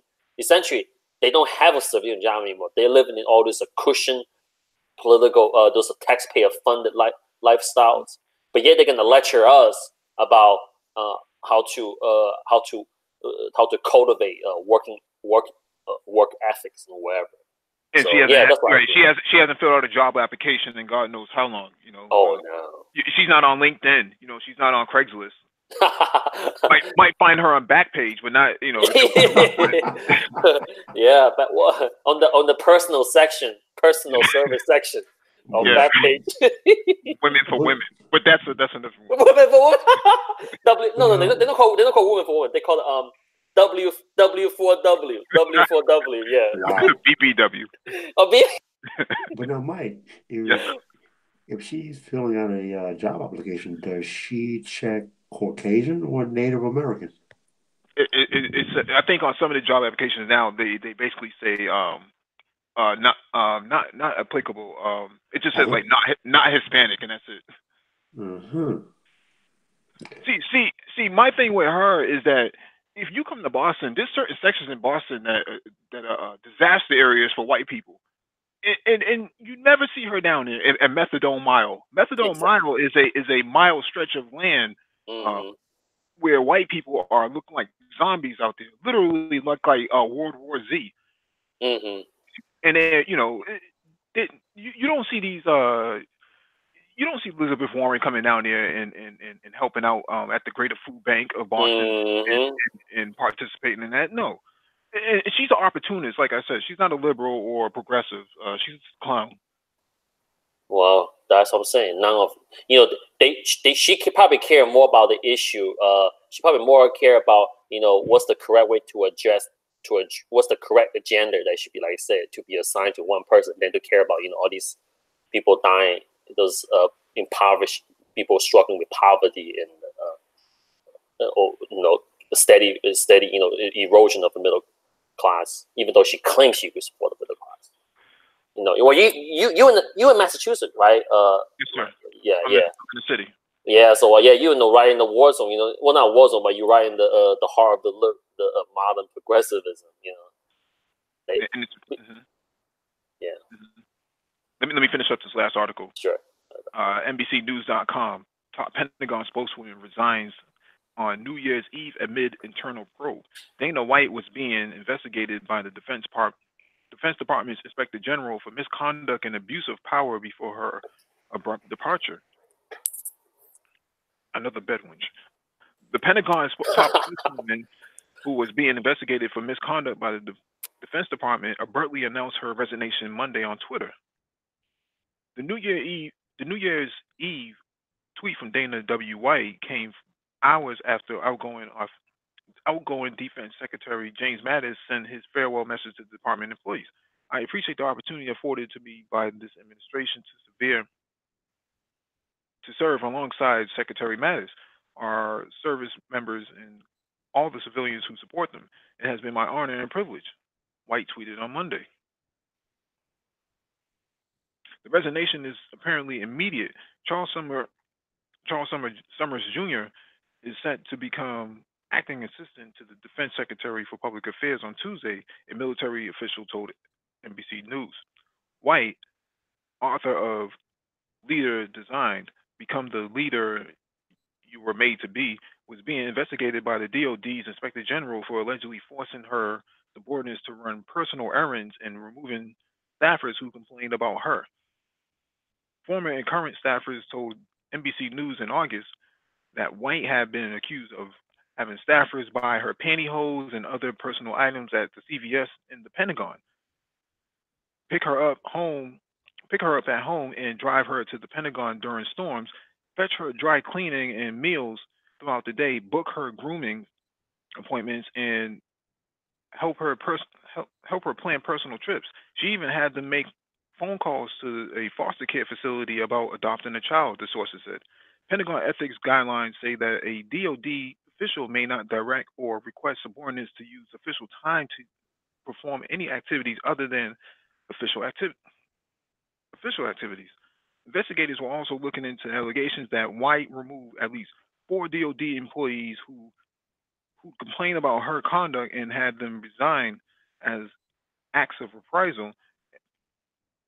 A Pentagon spokesperson confirmed the investigation in August. Summers is a captain in the Navy Reserves who has done tours in Iraq. He's also run for Congress several times in his native Maine. White, a former publicist for Fox News who speaks Mandarin, Chinese, and French, was a foreign policy advisor for the John McCain, Sarah Palin GOP presidential campaign in 2008. Her DoD biography says she's also a former professional staff member on the Senate Armed Service Committee and former director of policy and strategic communications for the Renault-Nissan Alliance. Scott Chang, what do you say? So first off, she probably would be able to play the whole, because under the system of gynocentrism, she probably would be able to play her female privilege card. But the problem is that being a woman of color, she may struggle with the issue by playing that card, because the fact that she's just not having to be a Caucasian American woman. And the fact that what I found most disturbing is the fact that her reprisal against those employees, right, who those whistleblowers who try to complain about this. See, I just remember last time I specifically mentioned about the waste and the military spending, all this stuff, and the fucked up national priority America has. That's one glaring example, right? America spent all this defense spending and just continue to raise our defense spending. They're not going toward an actual R&D development, actually strengthen, quote unquote, the military or whatever. They're going to waste to support these giant bureaucrats for having taken care of their own personal business while getting paid for doing so, right? Funded by taxpayer. So to me, it's just so many wrongs and wrap up in this one single issue. And lastly, what I want to say also is the fact that she was supposed to be a professional staff member, right, on the Senate Armed Service Committee and all that stuff. Being that she has all these impressive resumes and all these credentials, also, she should really be aware of the importance of exercising professionalism while in her position. But yeah, looking at her, using her position as a way to convening himself and so forth, and I don't know, for whatever reason they even mentioned what I found most kind of hilarious, the fact that why does the NBC, right? Does the NBC even mention about pantyhose? Out of all this personal items, they specifically mentioned about pantyhose. I'm not sure why they mentioned that. So I guess it's a part of her uniform, right? I mean, they could have said that she went, commando, but. Okay. Anyway, that's what I found funny. And one more thing. Apparently, she speaks Mandarin too. Huh? I wonder where she got it from. Maybe her husband is Chinese. Yeah. What do you think? No, but anyway, that's outside topic. Yeah, maybe she's looking for Scholar Chang. Give a little bit of that lobster sauce. Oh, I don't mind. She probably like 20. I don't know how old is she, but anyway, I'm open to all possibility. Anyway, that's my opinion. Mr. Brian, can you jump in? Well, the first thing I have to say is I have to hold a 5-hour hangout on the fact that she has a dirty floor mop weave on her head. So after I do that, several ways to look at this. To me, it kind of speaks of she's collateral damage because it sounds to me none of the things that were described as having her subordinates take care of phone calls and personal matters going into the CVS inside the Pentagon. Those are things that everyone does. So to point that out kind of me points to collateral damage with Secretary Mattis leaving. I don't think it's necessarily personal, directed against her. The DOD, especially the Pentagon, tends to like to keep things like this in-house and closed and hush-hush and away from the public. Okay, so maybe she was a scapegoat for something else.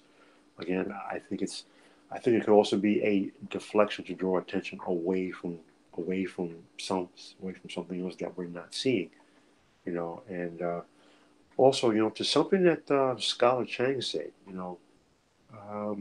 a lot of the excess spending in the DoD budget, that's partly how they hide the black budget.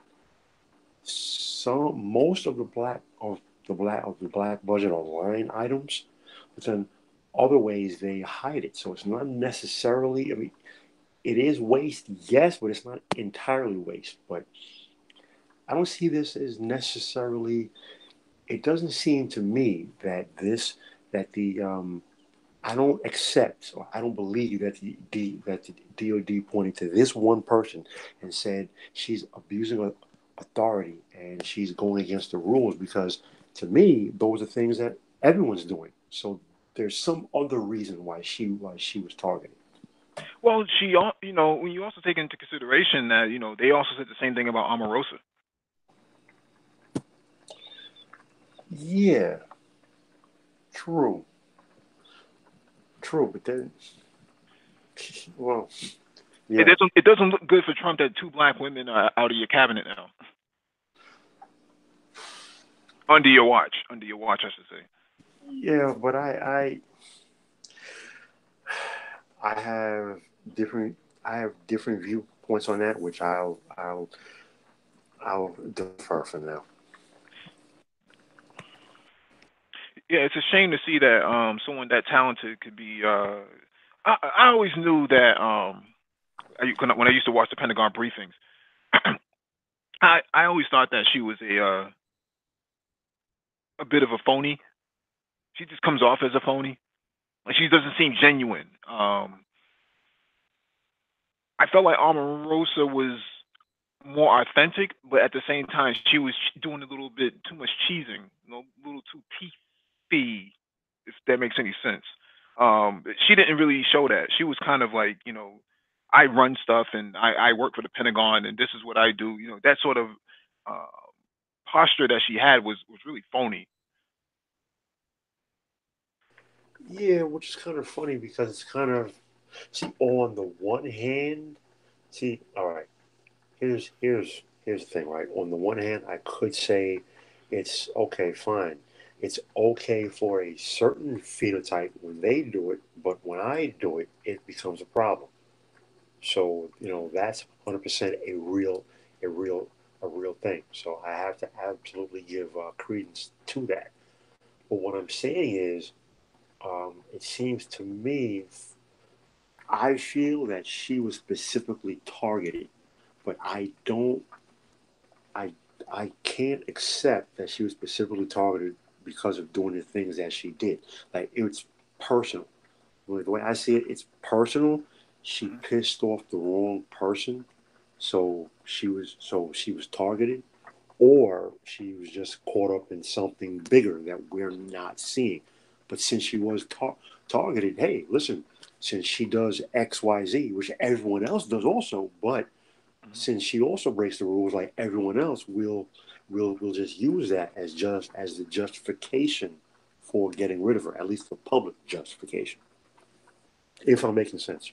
Yeah, you make complete sense. Make complete sense. This is open mic. We'll leave it open for 10 minutes. Anything, Scholar Chang, you want to bring up something? Yeah. But what I'm concerned right now is they just seem to go after all these black Republican women for whatever damn reason. I'm pretty sure on the Democrat side, if not, there's a lot more issue with it. So, for example, they go after that Utah senator. What's her name? Not representative. Her name. The Haitian American woman. Oh my God! You talk about that? She lost the election. Anyway, her name, the Haitian. She's the representative from Haiti, but no, representative from Haiti from Utah. Also, you're talking about White. Yes. No. Not. We're not talking about Dana White. We're talking about no. You're talking about the woman starting with an M. Yeah. Shoot. You talk about the Utah representative. But she cussed out Trump. She cussed out Trump, and Trump basically told her you're on your own. Yeah. So that's one issue, and then you have, of course, you got Omarosa. Now you have a Dana White. What's next, right? Because what I don't like is the fact that all these popular media, they seem to only go after the Republican. Mia Love. Mia Love, yes, thank you. Mia Love, not Mia Love. So, but for whatever reason, they didn't go after the because I'm pretty sure on the Democrat side there's a lot more corruptions or misdemeanor type of shenanigan going on also on the Democratic Party side. But yeah, mainstream media. Of course, hiding the emails, breaking Blackberries, breaking iPhones and stuff like that. Of course. But what I mean is that I just don't like the fact that how they treat this conservative woman. That's all. Oh, Mia Mills. I don't know Mia Loves is conservative now because she's more opportunist. Same thing. Again, I don't know. I can't really tell. Wow. Shots fired. but seriously, the point is that sometimes you just can't tell, right? You would think that a conservative woman. See, to me, actual conservative woman's conservative black woman, the one that really popped into my mind is Condoleezza Rice. Now that's true. Even though she was embroiled in a scandal with the Iraq war, but that was the whole and the Bush administration. But that's the whole, Yeah, but Condoleezza Rice is a completely different ball game. Oh yeah. Probably because Condoleezza Rice is a member of the Council on Foreign Relations, and that is your shadow government. Okay, so when we're talking about, and no, you're right. As far as going after African American women or black women of a certain party affiliation, but Condoleezza is a completely different ballgame. As a member of the Council of Foreign Relations, she's a member of the shadow government. She's what, Russian as well. Right, exactly. So she's in that untouchable realm. Okay, she's in that same realm that someone like Oliver North is in. Okay, when you're caught red-handed violating the highest laws of the land, and not only do you get off scot-free, everyone comes to your defense, and then 10, 15 years later, you have your own talk show. That's where Condoleezza is at. So I really wouldn't use her as a comparison. She was the most powerful black woman in the country in a long time. You haven't seen anything like that in a long time. And you probably won't again, because that population is very small. That's true. That's true. For what it's worth. I would say she was up there in terms of political clout with Michelle Obama. Yeah. At one point. Maybe even higher. Yeah. I mean, her position was higher, obviously, but Michelle, the clout, the political clout was there. Political clout and actual power and influence, I really got to give it to Condoleezza. Well, you know what? Condoleezza's power and influence is behind the scenes, whereas Michelle's power and influence is based on her position as first lady. Right. It was more digitized, if that makes any sense. It was more digital, it was more cyber. For Michelle and for Condoleezza, it was way more, like you said, shadow, can pull strings. Oh, okay. She can get things done if it needs to be done. I see what you mean. So pretty much, you gotta separate her, her ethnic, her political. Yeah, her ethnic background from her, because she's two different. Yeah, I see what you mean. Yeah, I see what you mean. Yeah, she's not a conventional politician. She's cut from a different cloth because of her upbringing. Her upbringing was completely different. I think she came up under what? Kissinger? Correct. Yeah, I think she came up under Kissinger. So I think she was a victim of the 12th Street Baptist bombing, if I remember correctly. Yeah, well, she's born in Birmingham. She's from Birmingham. About that, I don't know. Yeah. She was. Yeah, she was born in Birmingham. She was at 12 years old. I think she was a victim of terrorist bombing by the Ku Klux Klan, if I remember correctly. Yeah. But see, this brings me to something that pisses off a lot of people who don't understand something. At the highest possible levels, of money, power, and influence, your skin color doesn't matter. The only thing that matters is power, whether you have it or you don't have it. Okay, and a lot of people refuse to understand that. The divide and conquer based on skin color and phenotype, and that's all for the masses. But again, we're talking levels and concepts that most people don't understand and refuse to accept because they are stuck on what's right in front of their face. So that's a whole other conversation. Yeah. She could run for president, I think, in 2024. Easily. Who are we talking about? Condoleezza. I don't know about that, Mike, because General Powell's popularity ratings were twice as high as President Bush after the war, and Republicans were telling General Powell to run for president, and he decided not to. And when he did finally put together a meager political campaign, we see how that turned out. So I'm not so necessarily sure that Condoleezza could run for president and do well. Well, maybe she could run for NFL commissioner, replace Roger Goodell.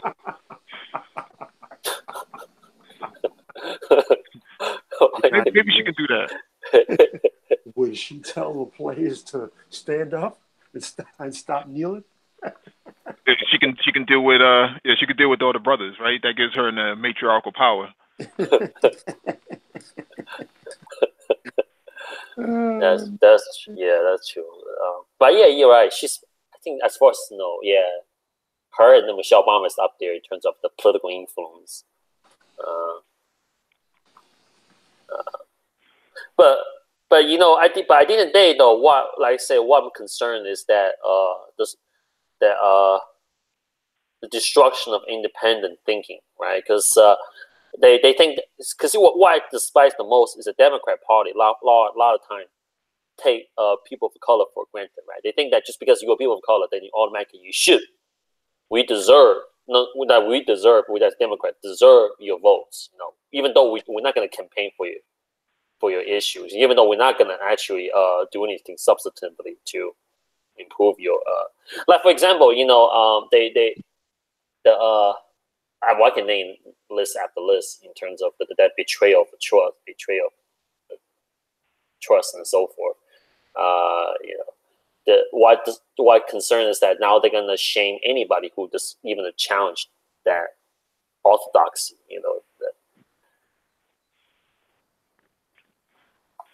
All right, it's 11:30, so we'll close it out. Any last thoughts, Mr. Bryant? I would just echo what Scholar Train just said, because as I said earlier, here in New York City, I voted for Mike Bloomberg his second and third term. Oh God! Because whoa!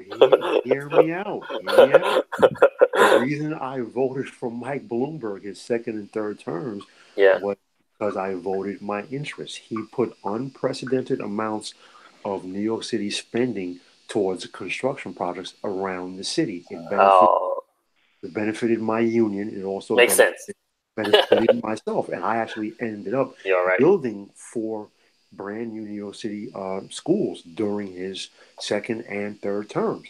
I voted my interest. I don't vote party loyalty or party line. Okay, and you mentioned African Americans, but also here in New York City, Black people, Asian people, and Spanish people are taken for granted by the Democratic Party because they consistently vote party loyalty and party lines.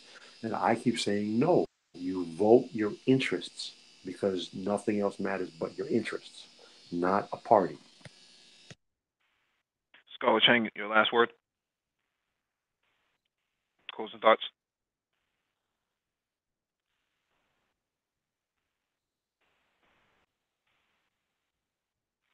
All right, well, we'll close it out. Thank you all for joining us, and Happy New Year. We'll be back on Friday with episode 120 for economics, new cryptocurrencies, new year. And we will have our Black IT talk on Saturday as well. Android mobile app development. You all have a good one.